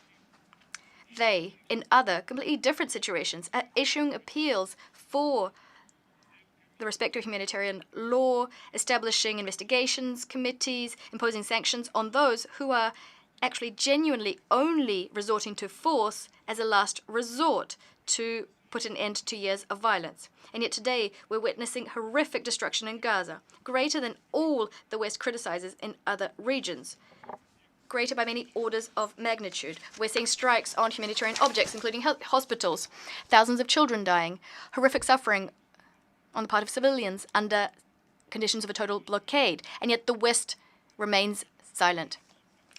The only thing they can muster is continued pronouncements about Israel's supposed right to self-defense, although as an occupying power, it does not have that power, as confirmed by the advisory opinion of the International Court of Justice handed down in the year 2004. We hope that these blatant double standards are obvious to our colleagues in the Global South. As for Israel's security, and we recognize its right to ensure its security, this security can only be fully guaranteed if we resolve the Palestinian issue on the basis of relevant UN Security Council resolutions. We do not deny Israel the right to fight terrorism, but fight the terrorists. Don't fight civilians. Otherwise, you yourselves are taking the side of evil. You are deploying the same methods evil deploys. The Jewish people suffered persecution for many centuries, and the Jewish people should know better than anyone that the suffering of ordinary people, innocent lives lost in the name of blind retribution, will neither restore justice nor bring the dead back to life nor console their families. Islam, Christianity, Judaism are united in recognizing the value of human life, which belongs to God. God giveth, and only God is entitled to take it away. In these very testing times, the Russian Federation is taking active measures to immediately resolve the crisis. We are very much in favor of an ongoing negotiation process at an endorsed UN forum, following which we should establish a sovereign Palestinian state within 1967 borders, with East Jerusalem as its capital, living side by side in peace and security with Israel. On this note, we'd like to commend the efforts of the Arab group, spearheaded by Jordan. They authored the UNGA resolution adopted on the 27th of October. That resolution called for urgent measures to put an end to the violence, to the military hostilities, to immediately release hostages, to prevent a humanitarian catastrophe in Gaza, and to disallow the conflict spilling over into the rest of the region. The Russian Federation wholeheartedly supported this Arab peace initiative. In fact, we are one of the co-sponsors. We urge all states to implement it. President, we stand convinced that in addition to resolving this new uptick in violence, we must put paid to this upsurge in violence, but also come up with a strategy of collective action to achieve the political resolution of this conflict.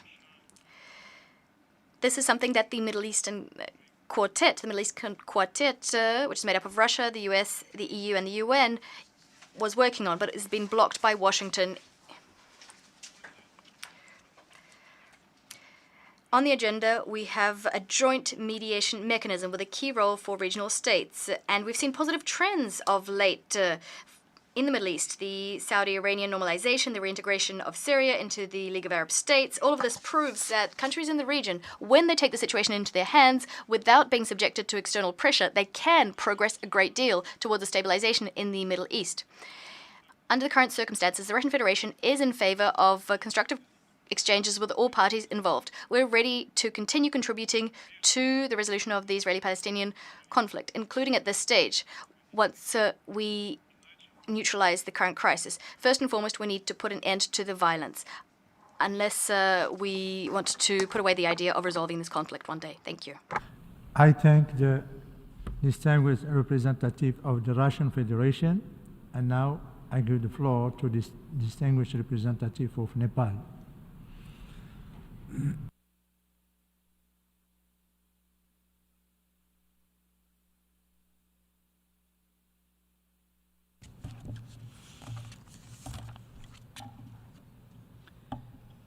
Mr. President, Excellencies, distinguished delegates, Nepal is grieving under deep anguish in the death of 10 Nepali nationals in southern Israel when it came under sudden attack on 7 October 2023.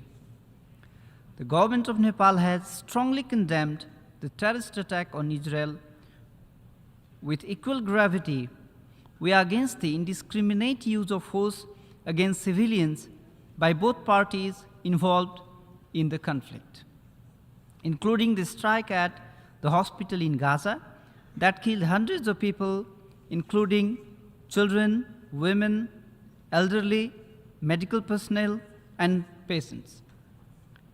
We are deeply disturbed by the rising number of deaths of civilians, destruction of properties, and the resulting humanitarian crisis. Nothing can justify inflicting sufferings on and killings of innocent people, whether Palestinians or Israelis. Nepal calls for an immediate de-escalation and avoidance of indiscriminate use of force to prevent civilian casualties, stop the destruction of public and private properties, and provide immediate, unrestricted, and adequate humanitarian assistance to the desperate civilians in Gaza. The United Nations has the responsibility to prevent humanitarian catastrophe and breach of peace. We, the member states, must demonstrate courage to utilize the platform of the United Nations to bring both sides to the negotiating table to find a just, peaceful, amicable, and lasting political solution to the problem.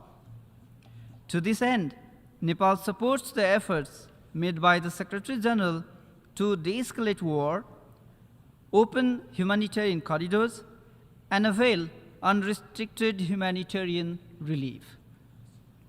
We are deeply concerned about our missing student, Mr. Bipin Joshi, and are desperately waiting for the information on his whereabouts. Nepal is in favor of a two-state solution with Israel and Palestine living side by side in peace and security within recognized international borders based on international law and the relevant UN resolutions. This is the only way forward for a just, lasting, and peaceful solution to the question of Israel-Palestine conflict. Peace is only possible when both sides respect each other's existence and dignity. Hatred never incubates peace. Nepal calls upon both sides to exercise maximum restraint and resort to dialogue to find a solution where both Israelis and Palestinians live in peace. I thank you for your attention.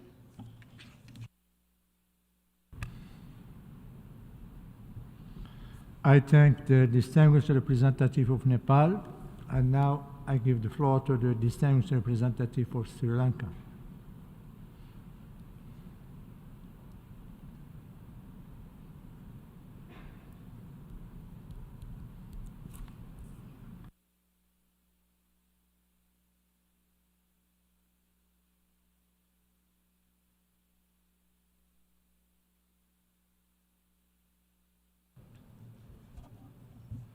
Mr. President,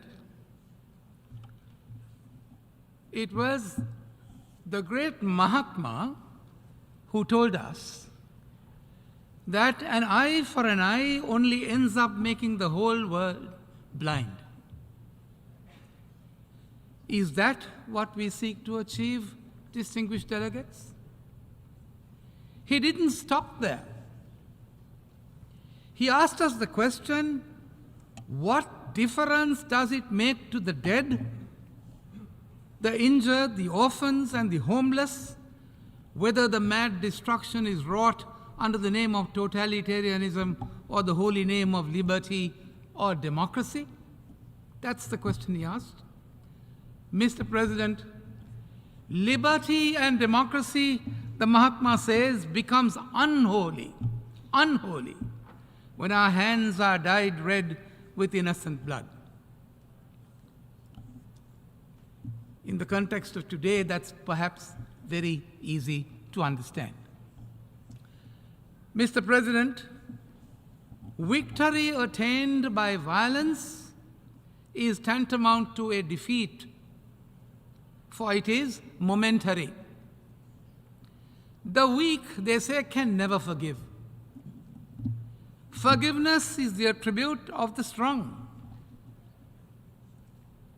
Sri Lanka therefore offers these words of gentle persuasion to our fellow beings who are at war, a war that neither will win, but will surely leave a loser, and that is humanity.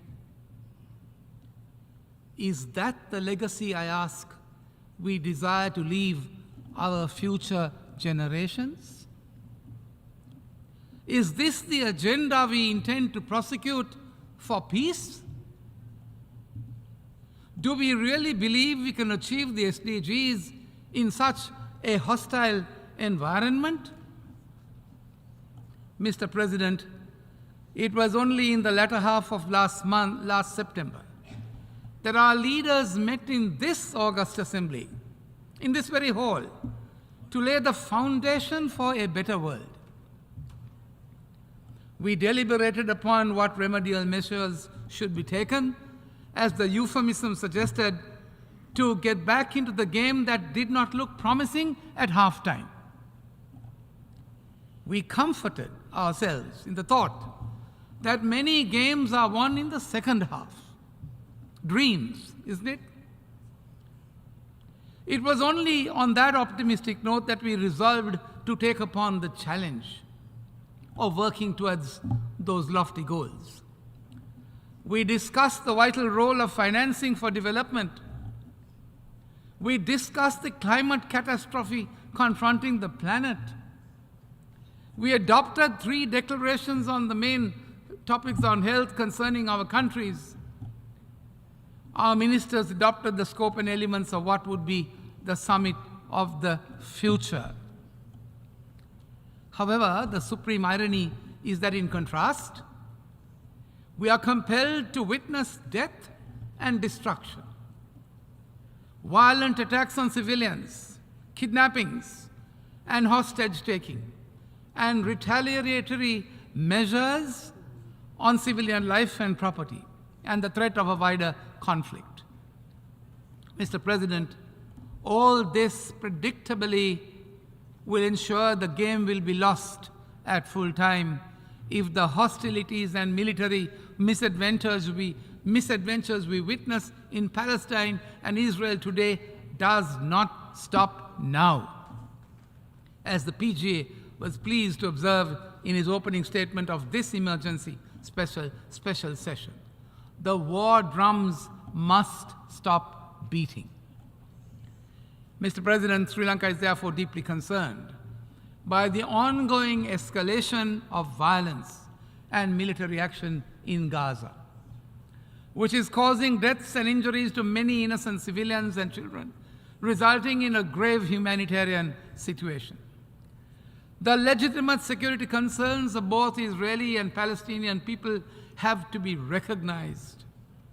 We observe that indiscriminate actions that cause civilian casualties will only make the realization of an enduring peace a distant reality.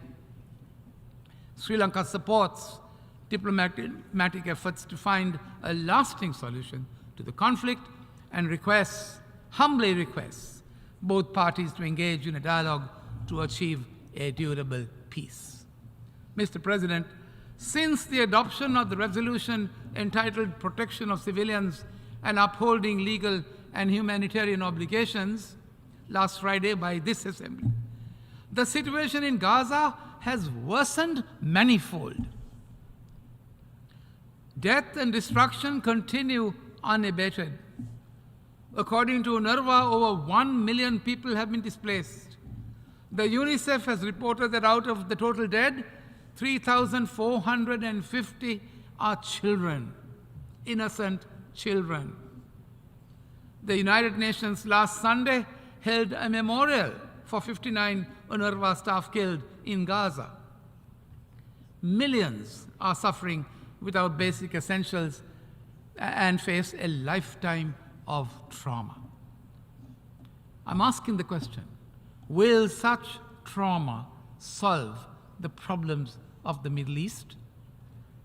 So we reiterate our call to keep open a humanitarian corridor to provide urgent humanitarian assistance to the civilians in Gaza, and are committed to supporting the efforts and activities of the United Nations Secretary General in his endeavor to mitigate the suffering of the people, the loss and damage to life and property, and to bring about a ceasefire. Mr. President, Sri Lanka calls for the free movement of essential items and humanitarian aid, including food, fuel, medicine, and electricity and water supply to Gaza. We call on all sides to immediately halt violence and take steps to prevent further civilian casualties. We also call upon the international community to redouble their efforts and support the United Nations Relief and Works Agency. The UNRWA is playing a commendable and courageous role, I must say, in helping a vulnerable population under extremely challenging circumstances. Mr. President, in the light of the ongoing hostilities, it is therefore important, my delegation says, to address the situation with empathy, with understanding, and a commitment to finding a peaceful resolution. We therefore have a plea to the leaders and the peoples of Israel and Palestine. We acknowledge, of course, the deep pain, the loss, suffering that both sides have experienced as a result of the ongoing hostilities. We urge you to prioritize the well-being and security of all individuals involved and to work towards a lasting peace that ensures the safety, dignity, and the rights of both Israelis and Palestinians. We understand that finding a solution to such a complex and long-standing complex is not easy. However, we strongly encourage meaningful dialogue and negotiations with the aim of reaching a comprehensive and just agreement that addresses the core issues which are at hand, which includes addressing concerns related to borders, settlements, security, Jerusalem, and the right to self-determination. Mr. President, we believe that it is crucial to recognize and respect the aspirations of the rights of both Israelis and Palestinians. Mutual understanding, empathy, and compromise will surely build the essential trust in creating a conducive environment for peaceful coexistence. We therefore urge you to listen to one another's concerns and perspectives, and to engage in constructive dialogue that promotes understanding and reconciliation. We also call upon the international community to play an active role in these efforts. Mr. President, ending hostilities and achieving a just and lasting peace will require courage, will require leadership, and a genuine commitment to finding common ground. However bleak the prospects may be, we believe that with dedication, goodwill, and a shared vision for a better future, it is possible to achieve a peaceful resolution to this long-standing conflict. Let us therefore foster social cohesion, make available lifelong learning opportunities, promote reconciliation and healing, rebuild infrastructure, promote economic recovery, strengthen institutions and governance, engage civil society, and promote participation, and finally, invest in peace building and conflict prevention at the community and national levels. Mr. President, it is our prayer and hope that together we can build a future where Israelis and Palestinians can live side by side in peace, security, and prosperity by committing our resources and our cooperation from all our governments, international organizations, and the whole of our global community. Let us therefore seize upon, I say, this opportunity to break the cycle of violence and work towards a future that upholds the values of justice, equality, and the respect for human rights. Thank you, Mr. President. I thank the distinguished representative of Sri Lanka. And now I give the floor to the distinguished representative of Greece.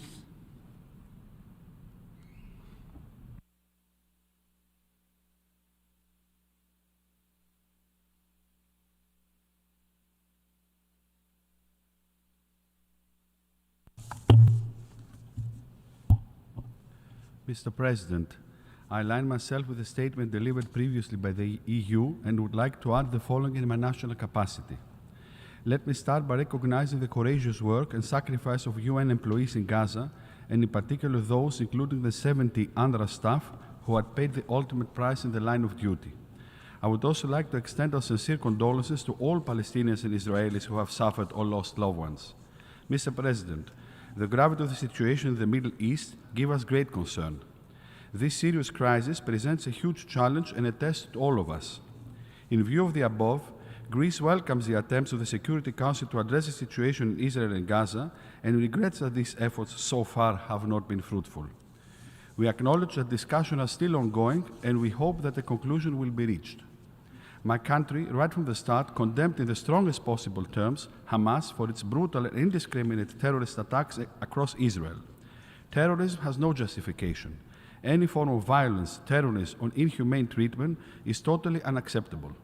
Israel has a right to its self-defense, to react and protect its citizens, always in line with international law and international humanitarian law. We call for the immediate release of all hostages without any precondition. Human lives cannot be reduced to a bargaining chip.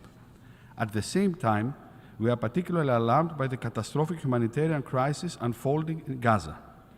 All civilians must be protected at all times by all parties.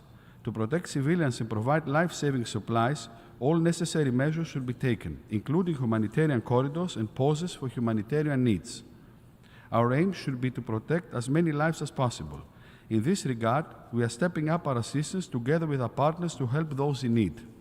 Yet, we should all make sure that this conflict will not spill over and take far-reaching dimensions in the Middle East.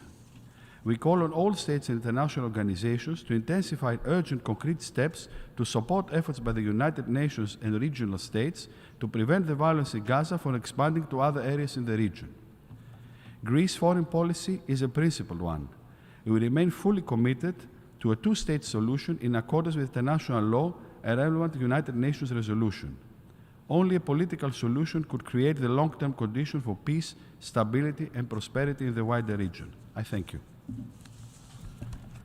I thank the distinguished representative of Greece, and now I give the floor to the distinguished representative of Mauritius.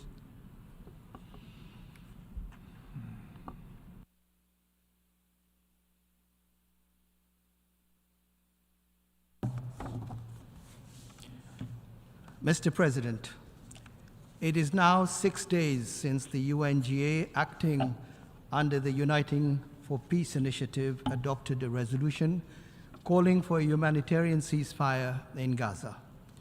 Yet, the bombs are still exploding and civilians are still dying in huge numbers. Even before the resolution was adopted, Mauritius fully supported the Secretary General's call for an immediate humanitarian ceasefire. Bloodshed of innocent civilians and destruction of basic infrastructure are unacceptable and will continue to fuel further violence. As we speak, the situation is worsening on the ground with no sign of abatement. We call on all parties to exercise the utmost restraint. According to latest reports, more than 10,000 civilians have fallen victims to the hostilities, whilst above 25,000 are suffering from injuries. 1.65 million people have been displaced already. It is revolting to note that women and children account for more than 62% of the fatalities. Moreover, 67 UN staff members working with the Palestinian Refugee Agency have been killed during airstrikes, with around 44 UNRWA installations being damaged. Yet again, a humanitarian crisis is unfolding in front of our very eyes. In the Gaza Strip, people have limited or no access to basic necessities, while food, drinking water, health services, safe shelter, and electricity are no longer existent. Latest reports indicate that the Gaza Strip is hardly able to sustain essential services. The international community needs to act now. Violence in Palestine must cease. The world cannot take the risk that violence spreads to other parts of Palestine and the neighboring countries. We welcome the safe passage of some aid convoys into the Gaza Strip for the supply of basic food, basic goods, essential medical equipment, and fuel so that health facilities can continue to operate. And we hope that adequate supply continues to flow in order to save as many lives as possible. Mauritius expresses its profound sympathies to the families of the victims as a result of the conflict both in Israel and the Gaza Strip. Mauritius strongly condemns violence in all its forms, including the terrorist attack on Israel on October 7th, resulting in a number of hostages being taken. We welcome initiatives to find immediate solutions on various aspects of the conflict. The recent release of some hostages demonstrates that dialogue is only possible and is in fact the only way to find solution to the current situation. We appeal for the immediate release without conditions of all innocent civilians being held captive. Mauritius takes this opportunity to commend the efforts of all parties engaged in facilitating such release. Mr. President, Mauritius reiterates its unwavering support for a two-state solution based on relevant UN resolutions and on international law, which envisages the establishment of an independent, viable, and prosperous Palestinian state within secure and recognized borders, living in peace side by side with the State of Israel. We make a strong plea to both parties to urgently come to the negotiating table to revive peace talks in good faith. It is only through such talks that a peaceful and long-lasting solution can be found. Mauritius supports the holding of a series of international conferences under the auspices of the United Nations, involving all major actors, including Israel and Palestine, to agree to an immediate ceasefire and reopen the discussions with a view to finding a lasting solution. In this respect, we continue to encourage the Secretary General in his mediation efforts. At the same time, the full weight and scope of international humanitarian law must apply.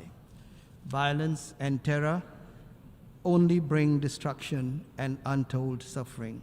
It is high time that a comprehensive solution is found to the conflict based on the principles of the United Nations Charter and on international law. Mr. President, we must all strive together to give peace a chance at a time when the world is already beset by a cascade of interlinked global crises. I thank you for your attention. I thank the distinguished representative of Mauritius, and now I give the floor to the distinguished representative of Lesotho.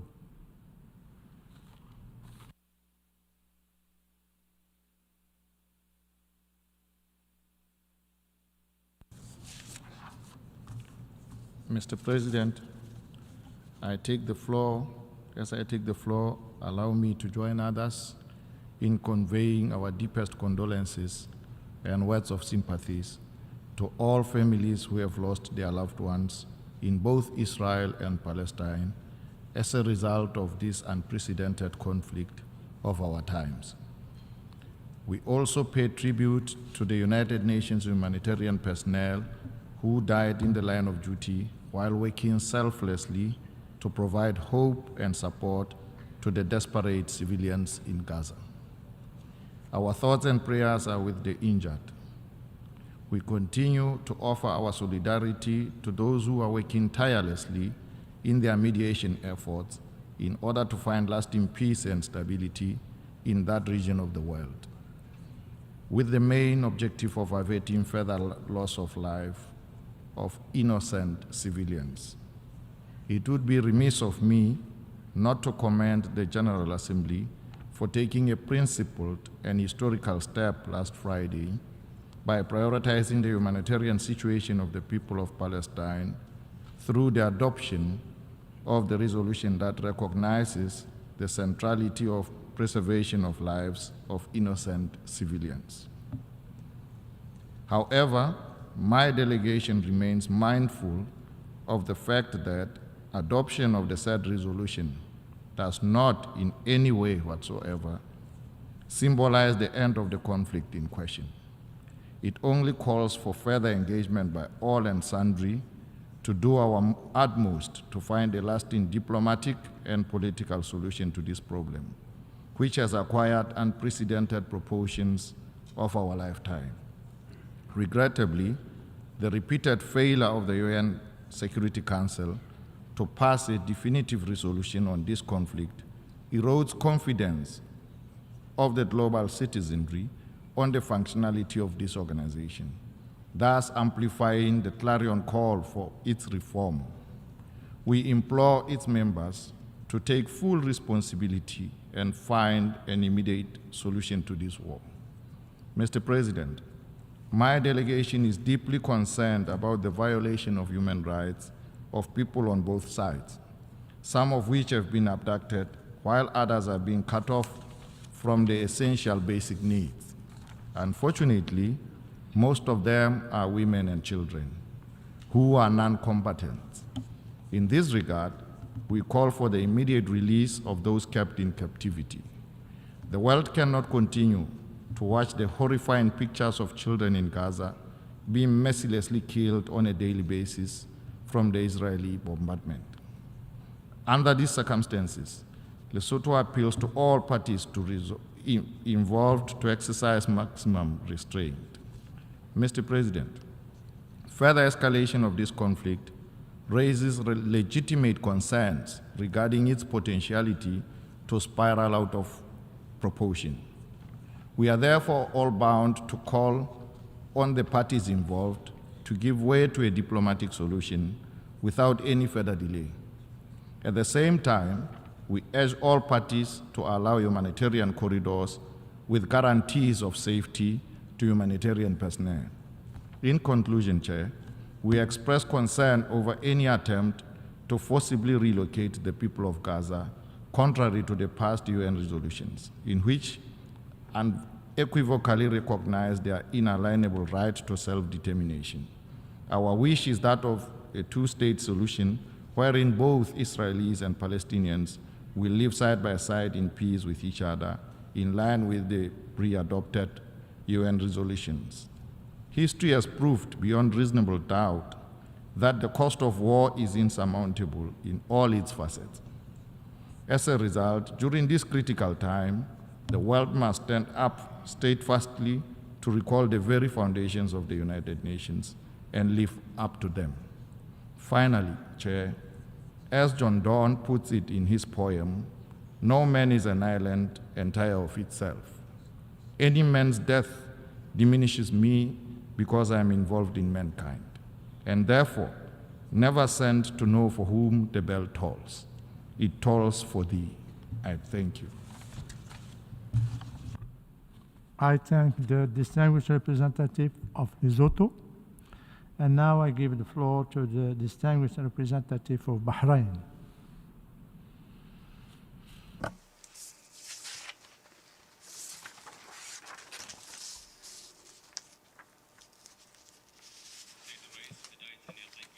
Honorable Chair, at the outset, I would like to extend my thanks to you for resuming the 10th Emergency Special Session of the UN General Assembly to the backdrop of the painful and unfortunate developments that the Gaza Strip is witnessing and its dire humanitarian implications.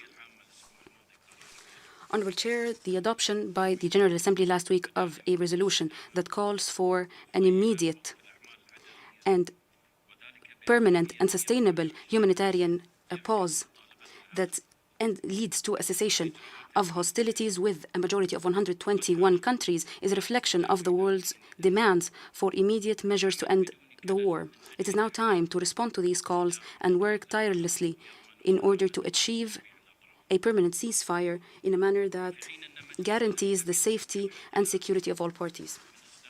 The Security Council has so far been unable to issue a resolution that puts an end to the consistent escalation that is causing untold suffering for the fraternal Palestinian people.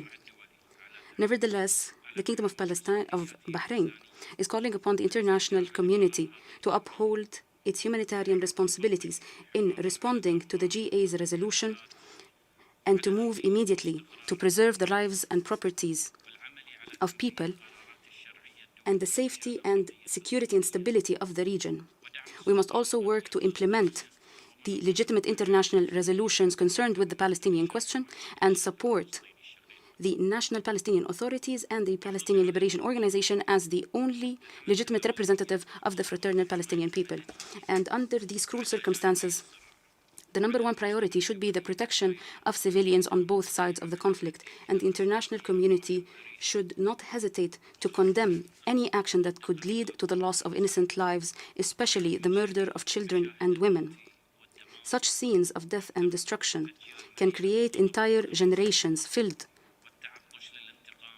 with accumulated anger and thirst for vengeance, without solutions for any of our key causes. The Kingdom of Bahrain re-emphasizes the importance of consistent diplomatic efforts among all regional and international parties to de-escalate through an immediate ceasefire and an end to military operations, along with providing protection to innocent civilians on both the Palestinian and Israeli sides, and the release of all hostages and captives and detainees, in addition to refraining from any practices that could widen the circle of violence. We also emphasize the importance of lifting the siege off of the Gaza Strip and opening humanitarian passages and corridors and facilitating the flows of medical assistance and food and water and fuel and electricity unimpeded to the Gaza Strip. We must also put an end to the targeting of residential neighborhoods and health, educational, and social facilities and houses of worship and infrastructure. And we must reject any attempts for forcibly displacing Palestinians from their lands in line with the international humanitarian law and the Fourth Geneva Convention for the year 1949. We value political and diplomatic efforts made on all levels in order to put an end to this destructive war. Therefore, we value the call made by His Excellency Mr. Antonio Guterres, the UN Secretary General, for an immediate ceasefire for humanitarian purposes. We value all his sincere endeavors to advance the role of the UN and to uphold its responsibilities and serve humanity. The Kingdom of Bahrain, led by His Majesty King Hamad bin Isa Al Khalifa, King of the Kingdom of Bahrain, may Allah keep and protect him, and along with the directives of the government led by His Highness Crown Prince Salman bin Hamad Al Khalifa, may Allah protect him, reasserts that the two-state solution is the only true guarantee for peaceful coexistence between the Palestinian and the Israeli people. There will be no stability in the Middle East without guaranteeing the legitimate rights of the Palestinian people, especially a just, lasting, and sustainable peace in the region. We restate our steadfast position in support of the legitimate rights of the fraternal Palestinian people, chief among which is the right to establish their independent sovereign state with the borders of the 4th of June 1967, with East Jerusalem as its capital, as per the two-state solution and in line with the international law and the Arab Peace Initiative and the relevant resolutions issued by the Security Council and the UN General Assembly. In conclusion, Mr. President, continued escalation in the Gaza Strip will lead the region to a dangerous abyss and a new cycle of violence. The victims will be civilians and innocents. There will be more suffering and violations. Therefore, we need concerted efforts in order to contain this crisis and its catastrophic humanitarian implications, and we must work to establish a just, permanent, and lasting peace by including more peaceful negotiations and dialogue as per the rules of the international law for the peace and security and stability of all regions' peoples. Thank you. Of Bahrain. And now I give the floor to the distinguished representative of El Salvador.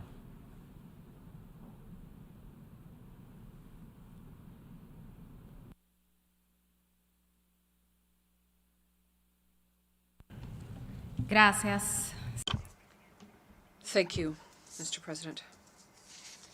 May I begin by expressing the deepest condolences of my country to all the victims of this resurgence of the conflict of long date. My country joins in those voices that have expressed deep-seated concern for the escalation of the violation and the grave unraveling of the situation in Israel, the Gaza Strip, the rest of the occupied Palestinian territory, and the region. Without reservation, we condemn all acts of terrorism, regardless of the motivation and regardless of where it takes place, by whom, and when it is committed. We ask that these indiscriminate attacks stop and that all aggressions perpetrated against the civilian population cease.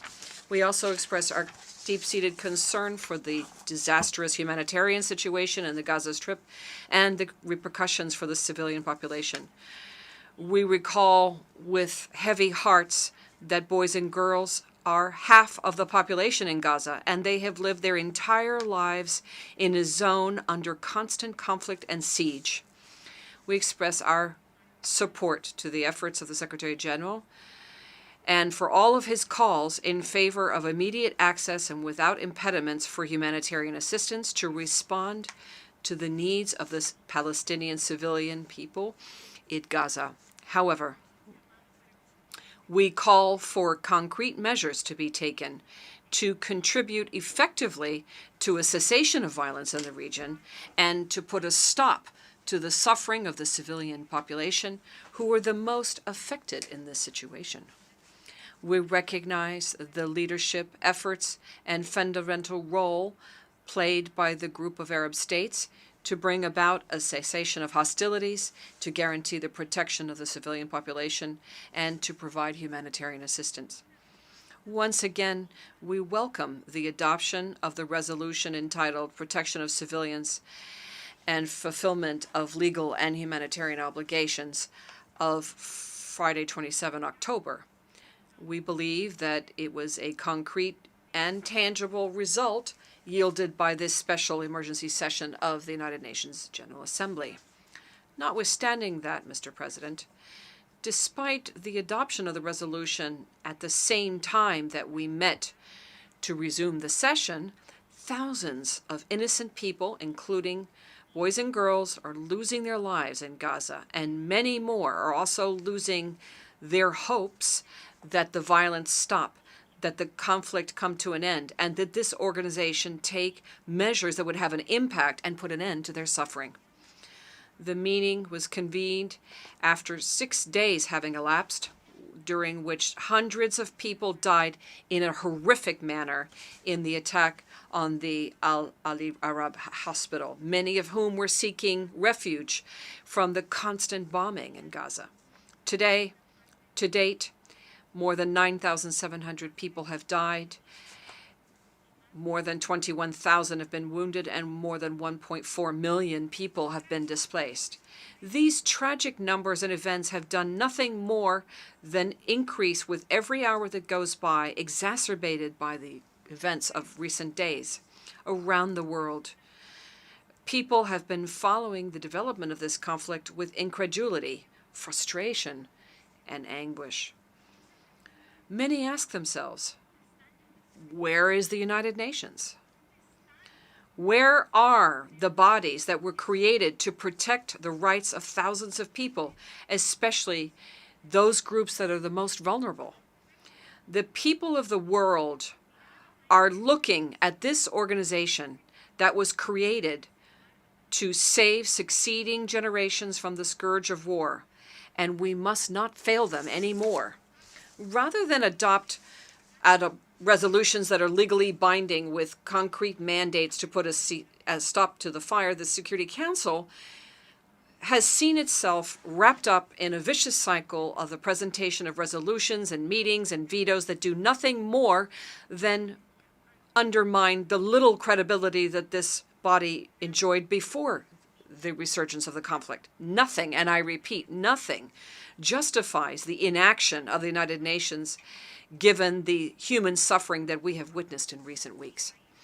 My country strenuously calls on the members of the Security Council, especially those who abuse their veto power, to fulfill their responsibilities, and that all members of the General Assembly have commended them under the United Nations Charter to maintain international peace and security. We urge that a stop be put to thinking under the shadow of individual particular interest, and that action be taken in keeping with the well-being of all humanity. This assembly has played its role, and its message was clear. The majority of states represented in this organization condemn all acts of violence aimed at Palestinian and Israeli civilians and ask for an immediate humanitarian truce, which is lasting and sustained, and that would lead to a cessation of hostilities. The Security Council then needs to listen to this call and take immediate action. Mr. President, my country is asking for an immediate and unconditional ceasefire. No atrocity can justify another atrocity. We deplore and repudiate all attacks and aggressions against civilians and destruction that is widespread. We vigorously condemn the violence inflicted upon the civilian people, regardless of whom it's committed by and where. We ask for the immediate release of all civilians and demand their security, well-being, and humane treatment in keeping with international law. We have heard, we have recognized and made our own the clamor of the families that are asking for their loved ones to be able to go home. We ask all parties to immediately and fully comply with all the obligations incumbent upon them under international law, including international humanitarian law and the international law of human rights. Civilians, humanitarian personnel, and civilian humanitarian goods need to be unconditionally protected and at all times. We would underscore the impact and grave repercussions of armed conflicts, especially on women, boys and girls, and all civilians who are existing in a condition of vulnerability, such as people with disabilities or senior citizens. As put by the executive director of UNICEF just a couple of days ago, the real cost of the most recent escalation will be measured in the lives of girls and boys. Those losses due to the violence and those lives forever changed by the violence. We also ask that in fulfillment of international humanitarian law, all humanitarian and civilian facilities be respected and protected, including hospitals, medical facilities, transportation and equipment for medical care, schools, and places of religious faith and facilities of the United Nations. We unequivocally condemn all the aggressions and all attacks against the United Nations staff, humanitarian and personnel workers, and doctors, other medical staff, journalists, and the media, and we firmly defend their respect and protection. May I now take a moment to express our most sincere condolences and deep condolences to the families and members of UNRWA for the Palestinian refugees and all the humanitarian organizations that have suffered losses in this conflict. We pay tribute and we honor the memory of all the women and men who have lost their lives, protecting the rights and the dignity of the civilian population in the region. May I also express our deep admiration of UNRWA, which, despite the fact that is in a situation of chronic underfunding, it has spared no efforts to save the lives and safeguard the lives of the civilians in Gaza. We ask that the financial gap of the body be urgently addressed to provide humanitarian assistance, maintain basic services, and pay UNRWA staff. Mr. President, humanitarian access must immediately, fully, sustain, and safely be facilitated without any restrictions so that essential services and supplies can reach all the civilians in the Gaza Strip. This should not be limited just to water, food, medical supplies, fuel, and electricity. We would underscore the imperative need under international humanitarian law to guarantee that the civilians not be deprived of what they need for their survival. We ask that to that end, immediately and effectively, humanitarian corridors be established with full protection and other initiatives be taken to facilitate the delivery of assistance to civilians. Mr. President, my country firmly rejects any forced attempt to move the civilian Palestinian population, and in this regard, we request a cancellation of the order that Palestinians, UN staff, humanitarian workers, or medical staff evacuate the zone north of the Gaza Strip. We reiterate that measures must be adopted that are adequate to guarantee the safety and well-being of civilians and their protection, especially girls and boys, and allow for their displacement in conditions of security. Mr. President, El Salvador joins the call of all parties that they act with a maximum amount of moderation. Today, that's more important than ever in order to prevent a further destabilization of the region and further escalation of violence in the region. We all have a responsibility in this regard. We ask the parties, especially those that have influence on the parties, to work urgently to that end. We highlight the need to guarantee accountability for the uncountable number of victims in this conflict. Investigations need to be undertaken that are independent and transparent under international norms and in keeping with them. It is necessary to put an end to impunity, guarantee justice, and prevent further violations. Mr. President, we recall here that a lasting solution to this conflict can only be achieved through peaceful means and with the will of the parties, based on each and every resolution of the Security Council and of this General Assembly. We recall that the United Nations, under the resolutions adopted by this General Assembly, have an ongoing responsibility with regard to the Palestinian question until it is settled in all aspects. We recall that achieving a lasting, fair, and general settlement of this question is indispensable in order to bring about peace and stability in the Middle East. We urge the international community to redouble its efforts and coordinate efforts geared to restoring the political horizon and to promoting and expediting a fair, lasting, and peaceful solution to the conflict. What is required with urgency is a collective effort to begin talks on the peace process in the Middle East. Mr. President, El Salvador wishes for this special session of the General Assembly to be the beginning of a process that would lead to the so desired peace in the region. It is in our hands to return hope to people, the hope that they placed in this organization. Thank you. I thank the distinguished representative of El Salvador, and now I give the floor to the distinguished representative of Panama.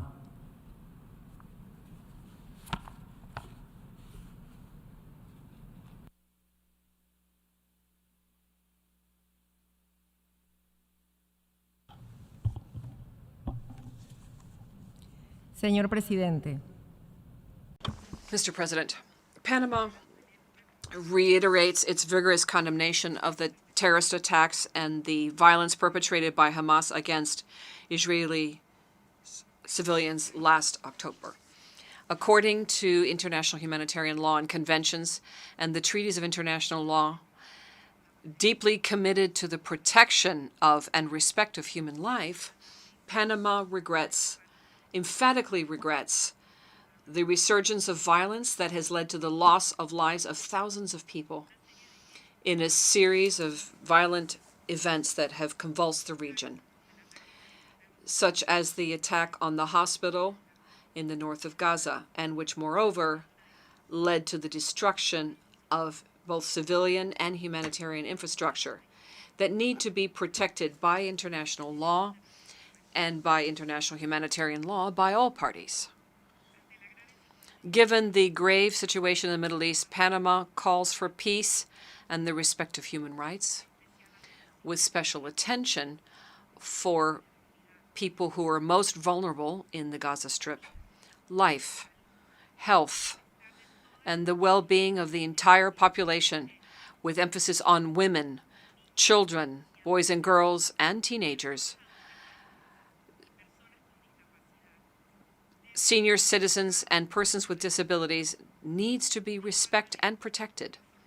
We also urge all parties involved to exercise restraint and to strictly respect the norms under international humanitarian law, both customary and by convention. This is essential to protect civilians and medical facilities in the areas of armed conflict. The escalation of violence only further deepens us into human suffering, increases the loss of lives without religious origin or ethnic distinction. Therefore, we also defend the idea of a humanitarian corridor that would allow the delivery without impediment in a continuous and safe manner of medical and humanitarian assistance to the people of Gaza. It's viable, it's possible, and it's urgent to do so. We also call for the urgent release, without conditions, of all of the civilians who have been abducted. In that regard, we recognize the efforts of the international actors who are dedicated to this task. The international community cannot tolerate the use of civilian hostages as a form of blackmail. Panama reaffirms its unbreakable commitment to peace, security, and stability in the Middle East and in the world. We should be an international community that demands the construction of a lasting peace, and we reiterate our firm commitment to multilateralism with the aspiration that it bring about an immediate cessation of violence and that international law be respected and that an effective path to peaceful settlement of the conflict be opened. Thank you. I thank the distinguished representative of Panama, and now I give the floor to the distinguished representative of Romania.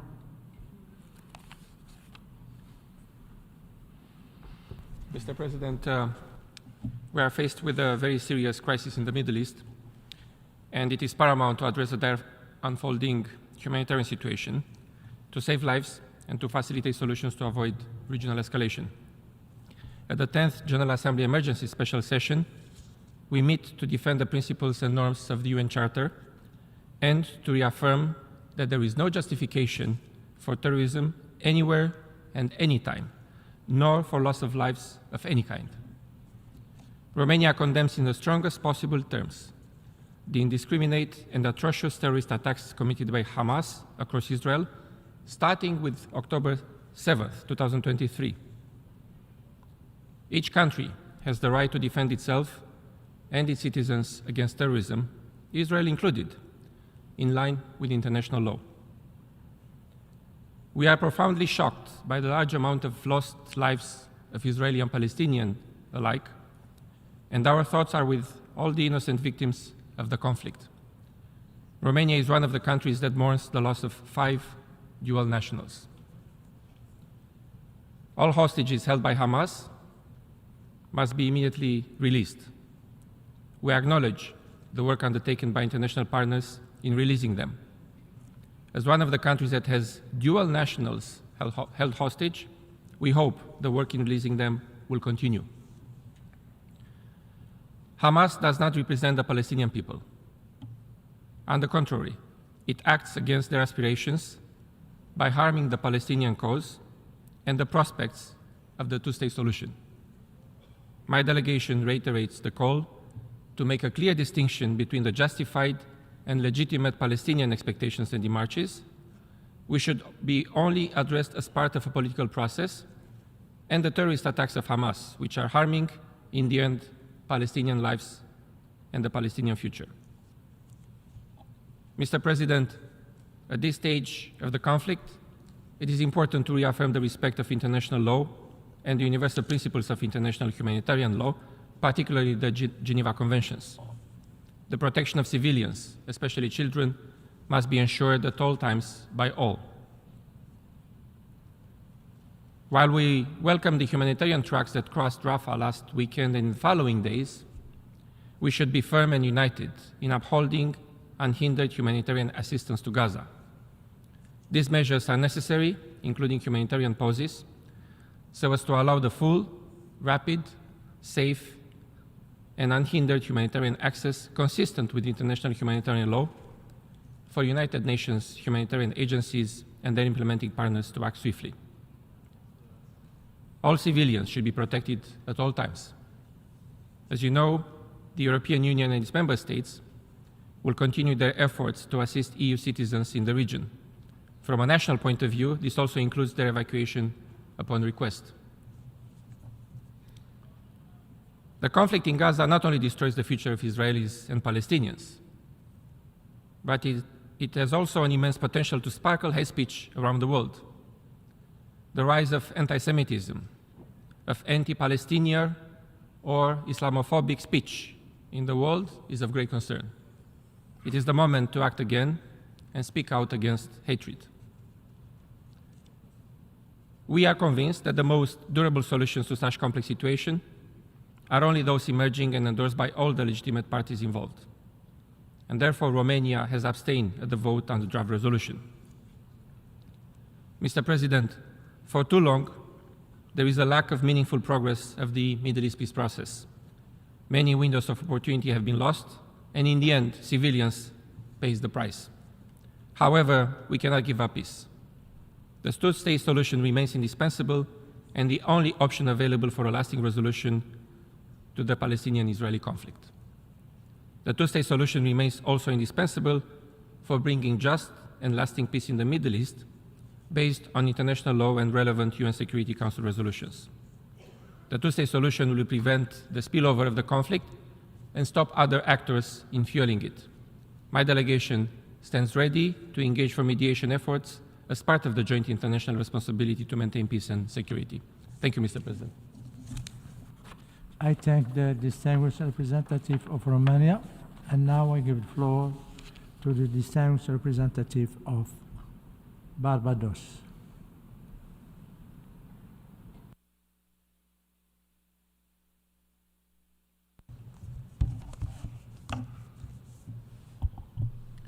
Mr. President, Barbados associates itself with the statement delivered by Jamaica on behalf of the Caribbean community during this session, as well as with the CARICOM statement of 9 October 2023.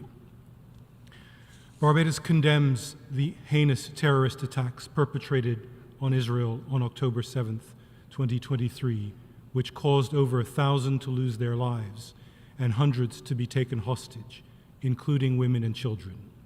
Those responsible for these devastating violent acts must be brought to account.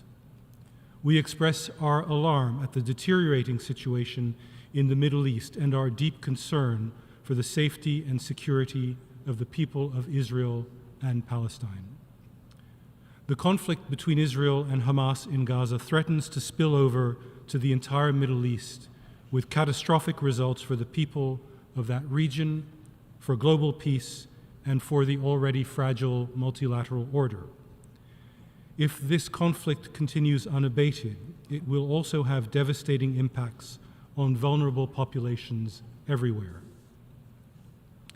The international community of states and their peoples must therefore unite and prevent the situation from any further deterioration. The UN Security Council must act urgently and in unison. In this regard, Barbados welcomes the adoption on Friday, 27 October, by our Assembly of a resolution which called for an immediate, durable, and sustained humanitarian truce leading to a cessation of hostilities. This was an important signal by the global community. Barbados voted in favor of that resolution because of its clear call for the protection of all civilians and the release of hostages, for the respect of international law, and for the need to find a lasting solution to the Israeli-Palestinian conflict on the basis of a two-state solution. Barbados also supported Canada's proposed amendment because it clearly identified those responsible for the terrorist attacks of the 7th of October on Israel. These points are all in accordance with Barbados's views on the situation as set out in our statement of 24 October.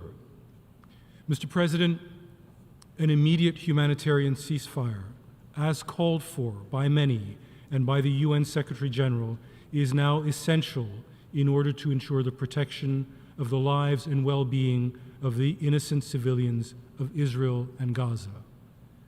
Any aerial bombardment in Gaza, an area smaller than my own country, but with 7 times our population, is bound to have devastating effects on civilians. The death of thousands of Palestinians in these last weeks bears grim testimony to this.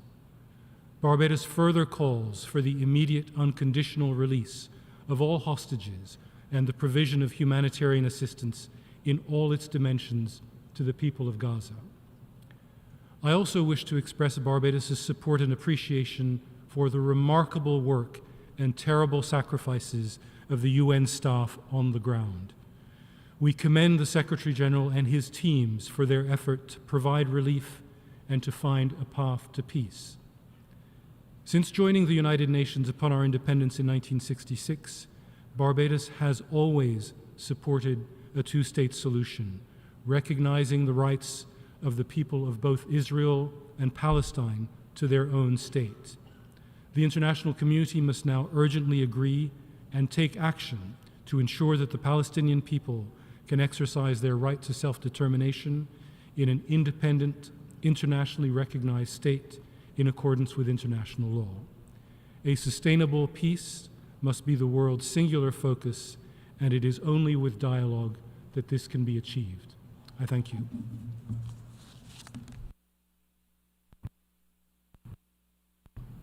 I thank the distinguished representative of Barbados, and now I give the floor to the distinguished representative of the Federated States of Micronesia.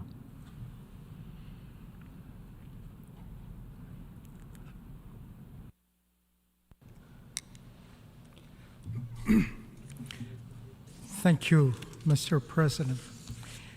This emergency special session of the General Assembly meets at a time of extremely difficult circumstances for civilians in both Israel and in Gaza. This august body, every one of us, must do its utmost to address and prevent this crisis, an already volatile situation, from spreading.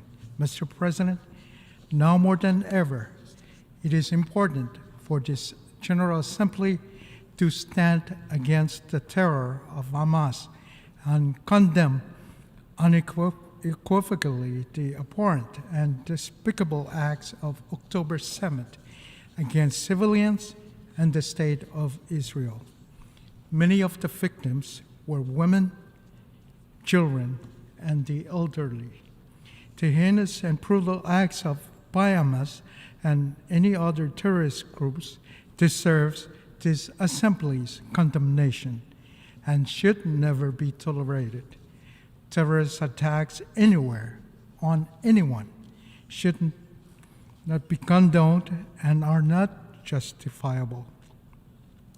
Neither is it justifiable for terrorists to use schools, hospitals, and innocent Palestinians as human shields.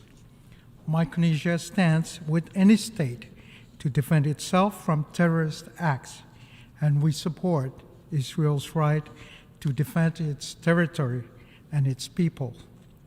It is not only a right under the Charter, the UN Charter, it is the obligation of any sovereign country. Mr. President, on behalf of my country, I express our heartfelt condolences to the families who lost loved ones. We call for the immediate unconditional release of the hostages held by Hamas and want both sides to respect international humanitarian law. We are grateful to those countries that are working tirelessly to save and protect civilian lives, Israelis and Palestinians alike. Any civilian's life lost is a tragedy. Mr. President, peace and security of the entire Middle East are under threat, and the risk of the crisis expanding within and beyond the region is very real. The international community and the United Nations must redouble efforts to bring back the peace process, a durable solution with two people, Israelis and Palestinians, two democratic states living side by side in peace, security, and dignity within mutually recognized borders is necessary for a lasting peace. I thank you, Mr. President. I thank the distinguished representative of the Federated States of Micronesia. And now I give the floor to the distinguished representative of Papua New Guinea.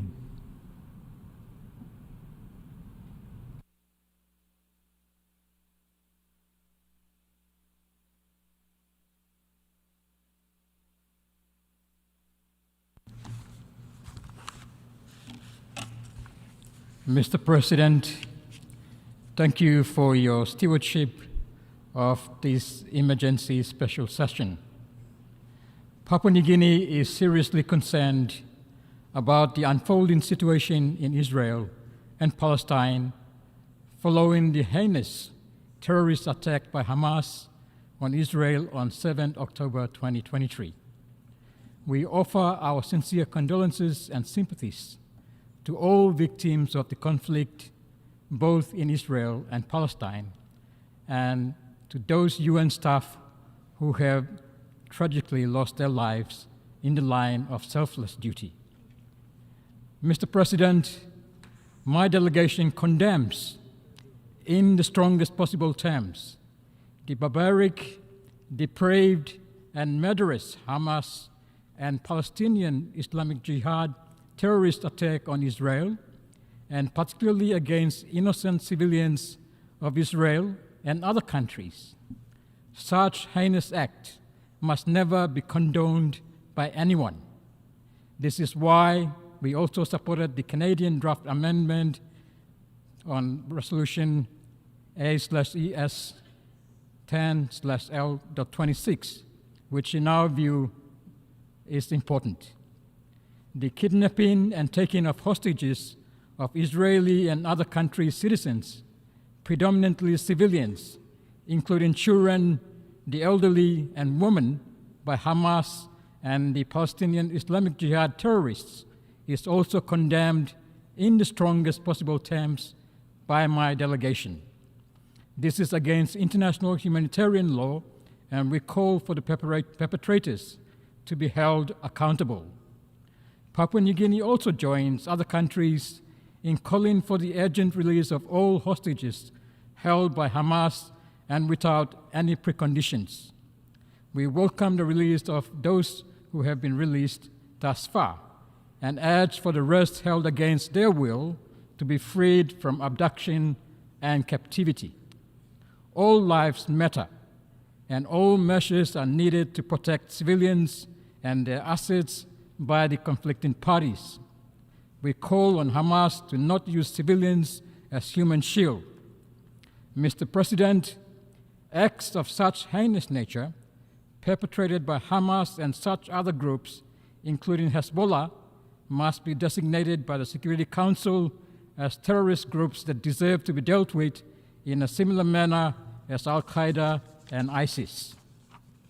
Mr. President, Papua New Guinea stands in solidarity with the State of Israel and unequivocally recognizes Israel's right to self-defense under international law.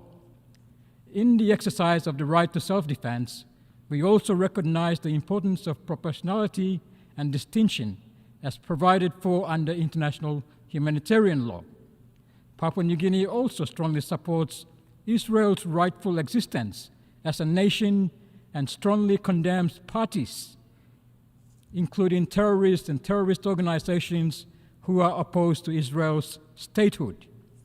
Mr. President, the evolving situation in Israel and Palestine has potential serious implications for peace and security and imperials, lives and livelihoods, not only for the parties to the conflict, but also for the wider Middle East region and beyond.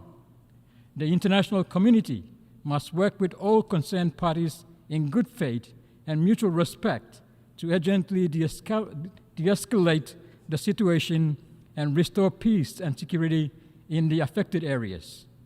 We therefore join others in urging for an urgent humanitarian truce. This must also include the avoidance of the use of inflammatory rhetoric that is unhelpful to de-escalating the tense situation.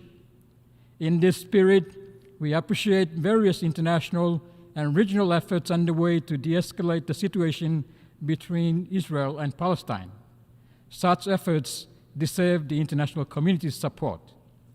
We also appreciate the humanitarian efforts to provide for the needs of those who are affected by this conflict and extend to the frontline humanitarian workers our gratitude for their selfless service.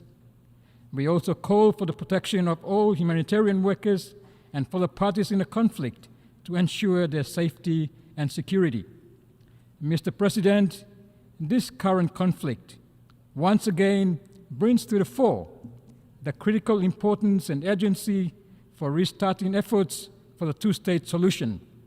We encourage direct negotiations through peaceful means between all stakeholders in Israel and Palestine towards finding a mutually amicable and lasting political solution for Israel and Palestine to live side by side in peaceful coexistence.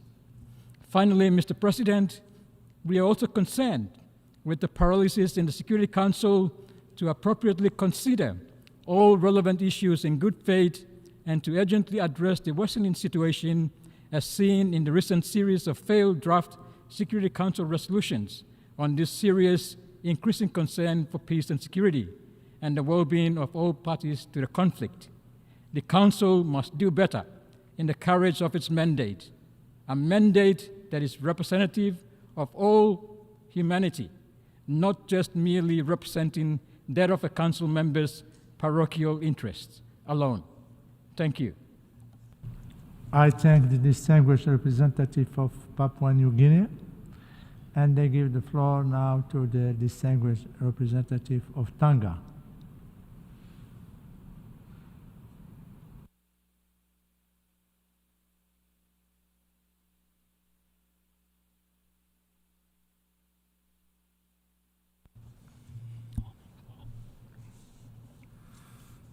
Mr. President, I have the honor to deliver this statement on behalf of the Kingdom of Tonga.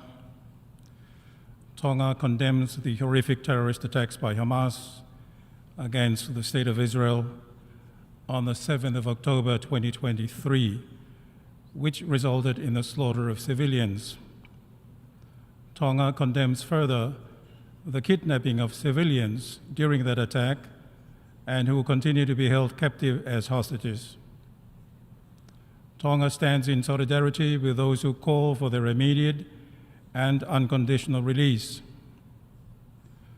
Tonga supports Israel's inherent right of self-defense, as assured by the Charter of the United Nations, in its determined response to protect its citizens and bring stability to the volatile security situation. Mr. President, we acknowledge that this should not lessen the rights of Israelis and Palestinians to live in safety, in dignity, and in peace. Civilians, be they Israelis or Palestinians, are not a target and must be protected. Tonga supports further the desperate need for humanitarian aid to be delivered without restrictions or undue delay. In that regard, any respite in the military campaign in Gaza will be most helpful in order to facilitate delivery of such humanitarian aid to Palestinian civilians.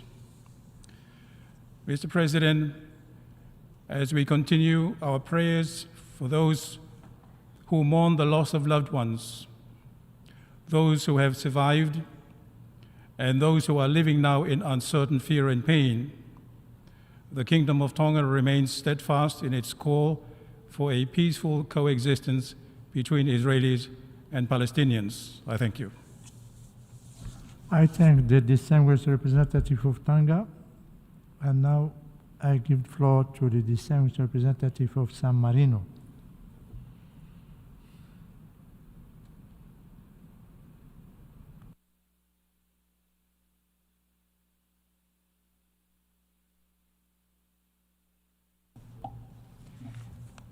Mr. President, Excellencies, San Marino joins the statement previously made by the European Union, and now I would like to make some remarks in my national capacity.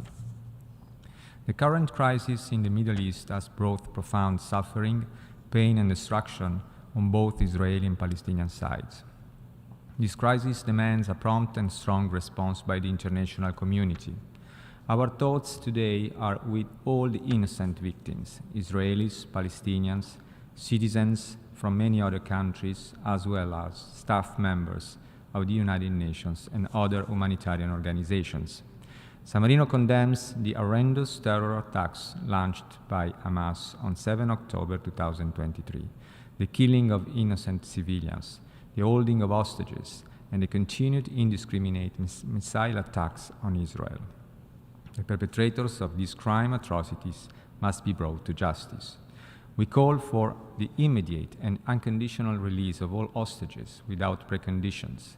In this regard, we welcome all mediation actions carried out by various actors on the international scene, with the aim of enabling the immediate release of people kidnapped in Israel. San Marino recognized the right of Israel to defend itself in line with international law and, at the same time, recognized the right of the Palestinian people to a free and independent state in accordance with UN resolutions, international law, and previous agreements. International humanitarian law must be respected at all times. The Palestinian population cannot be blamed for Hamas terrorist acts. The scale of the military operation and the forcible transfer of civilians within the territory, as well as the demolition in the West Bank, are a violation of international humanitarian law. It is essential to ensure at all times the protection of civilians and civilians' infrastructures, in particular medical facilities, schools, and UN premises, as well as to provide urgent humanitarian aid to promptly reach the Palestinian population who are stranded in the Gaza Strip in desperate conditions. Mr. President, it is crucial to avoid regional escalation, and we call on regional actors to refrain from any action that can further aggravate the situation. San Marino supports any initiative that may foster dialogue, promote an immediate ceasefire, and ultimately put an end to the ongoing conflict. We fully respect the right of the State of Israel and the legitimate aspiration and rights of the Palestinian people, and we remain committed to a lasting and sustainable peace based on the two-state solution. Finally, Mr. President, with reference to the resolution previously adopted, we regret that the amendment proposed by Canada was not adopted. In our point of view, it would have helped the resolution, making it more representative for many countries and finally more inclusive with respect of the position expressed in this venerable assembly. Thank you. I thank the distinguished representative of San Marino, and now I give the floor to the distinguished representative of Angola.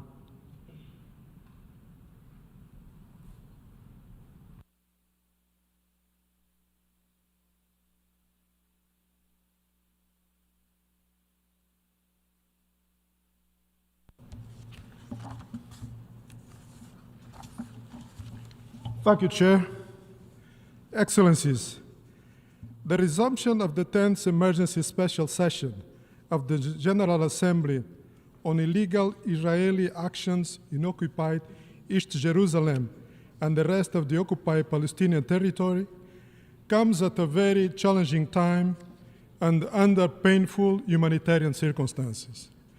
This debate is of great importance due to its implications for peace and security in the Middle East, a region of great political and diplomatic sensitivity, and which at this moment represents yet another test for multilateralism as mechanism to resolving the intricate international challenges we face today. Angola is deeply concerned about the exponential increase of violence in the Middle East since the 7 October attack, which every day worsens human suffering and takes the lives of innocent civilians, including women and children.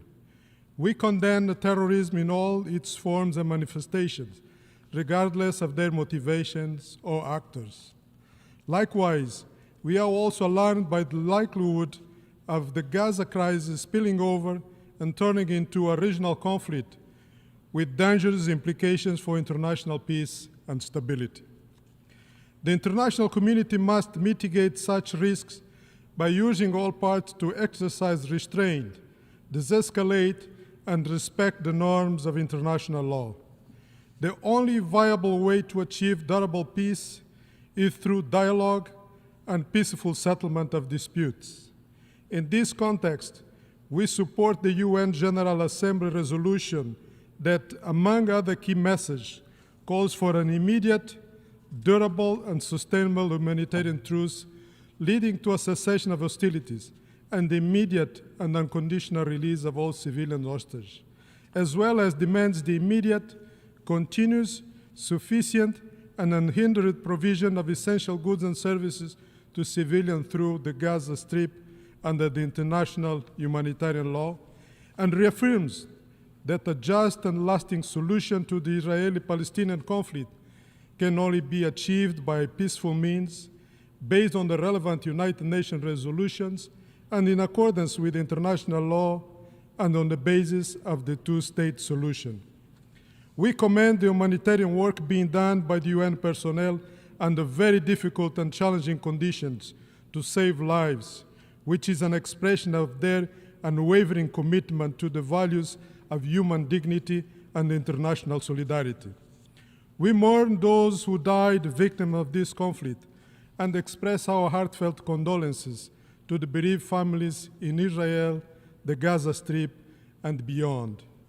Excellencies, Angola recognized the pertinent role of the United Nations in seeking universal solutions based on its Charter's major principles of international relations, namely, sovereign equality of all its members, obligation of all the members to settle their dispute by peaceful and amicable means in such a manner as to not endanger or jeopardize the international peace, security, and justice, and fulfill in good faith the obligation assumed by them in accordance with the Charter.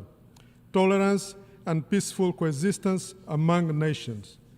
The current challenges of peace and security in the Middle East demonstrate the urgency of prioritizing the search for a fair and sustainable solution based on the application of the relevant United Nations resolutions and international law with the aim of achieving the two states, Israel and Palestine, living side by side in peace and security within international recognized borders. The United Nations remains the best hope and the last frontier for peacemaking and peacekeeping to prevent conflicts and settle international disputes. However, today's global challenges reinforce Angola's conviction about the urgent need to reform the United Nations system, especially its Security Council, to make it effective, representative, and inclusive, and able to strengthen multilateralism as the way of dealing with common and interconnected threats and preserving all the peace and security. I thank you. I thank the distinguished representative of Angola. And now I give the floor to the distinguished representative of Finland.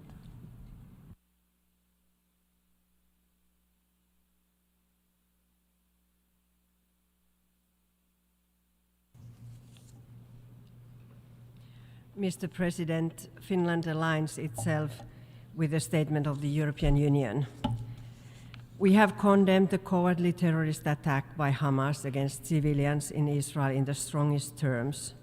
Now, in only 3 weeks, over 10,000 people in Israel and the Palestinian territory have lost their lives in the attack and the escalation that has followed.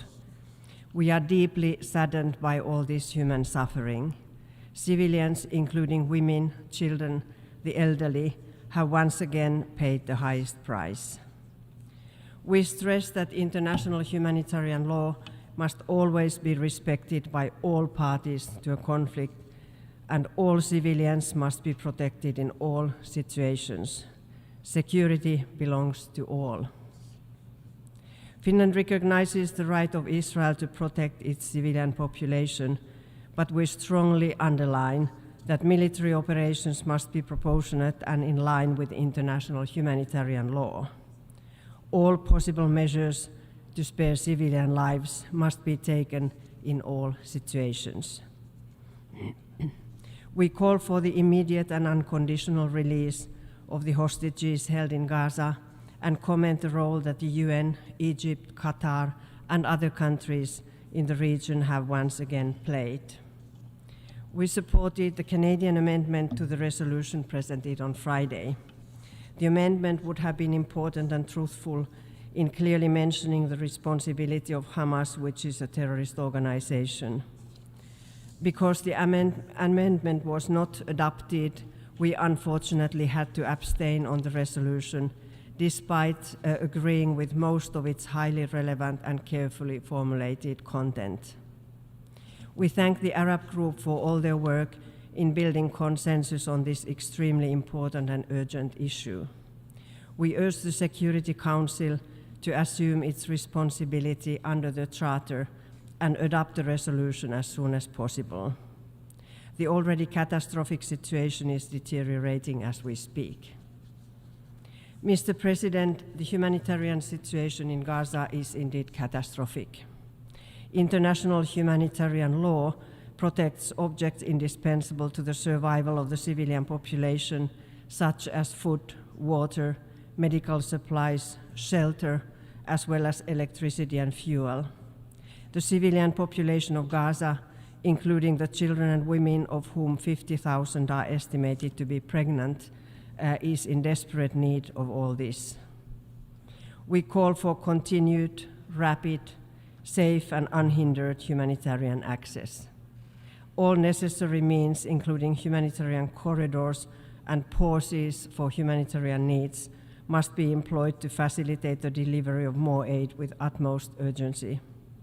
Our great appreciation goes to the UN and other humanitarian actors and their staff for their crucial work, often at the risk of their own lives. Efforts to discredit the UN and the other humanitarian personnel are unacceptable. A joint international effort to de-escalate and to prevent further escalation is needed. The developments in the West Bank are going in the opposite direction. Israel has the legal obligation to protect civilians also from the violence of Israeli citizens residing in the settlements, which are all illegal under international law. We greatly appreciate the diplomatic role that the Secretary General Guterres, the countries in the region, as well as the United States have played on the ground. We commend Egypt for the important initiative to host the Peace Summit. All diplomatic efforts are of great value. We highlight the constructive role and commitment to nonviolence of the Palestinian Authority. The role that the Palestinian Authority has played and continues to play as the partner for the entire international community should be commended and respected.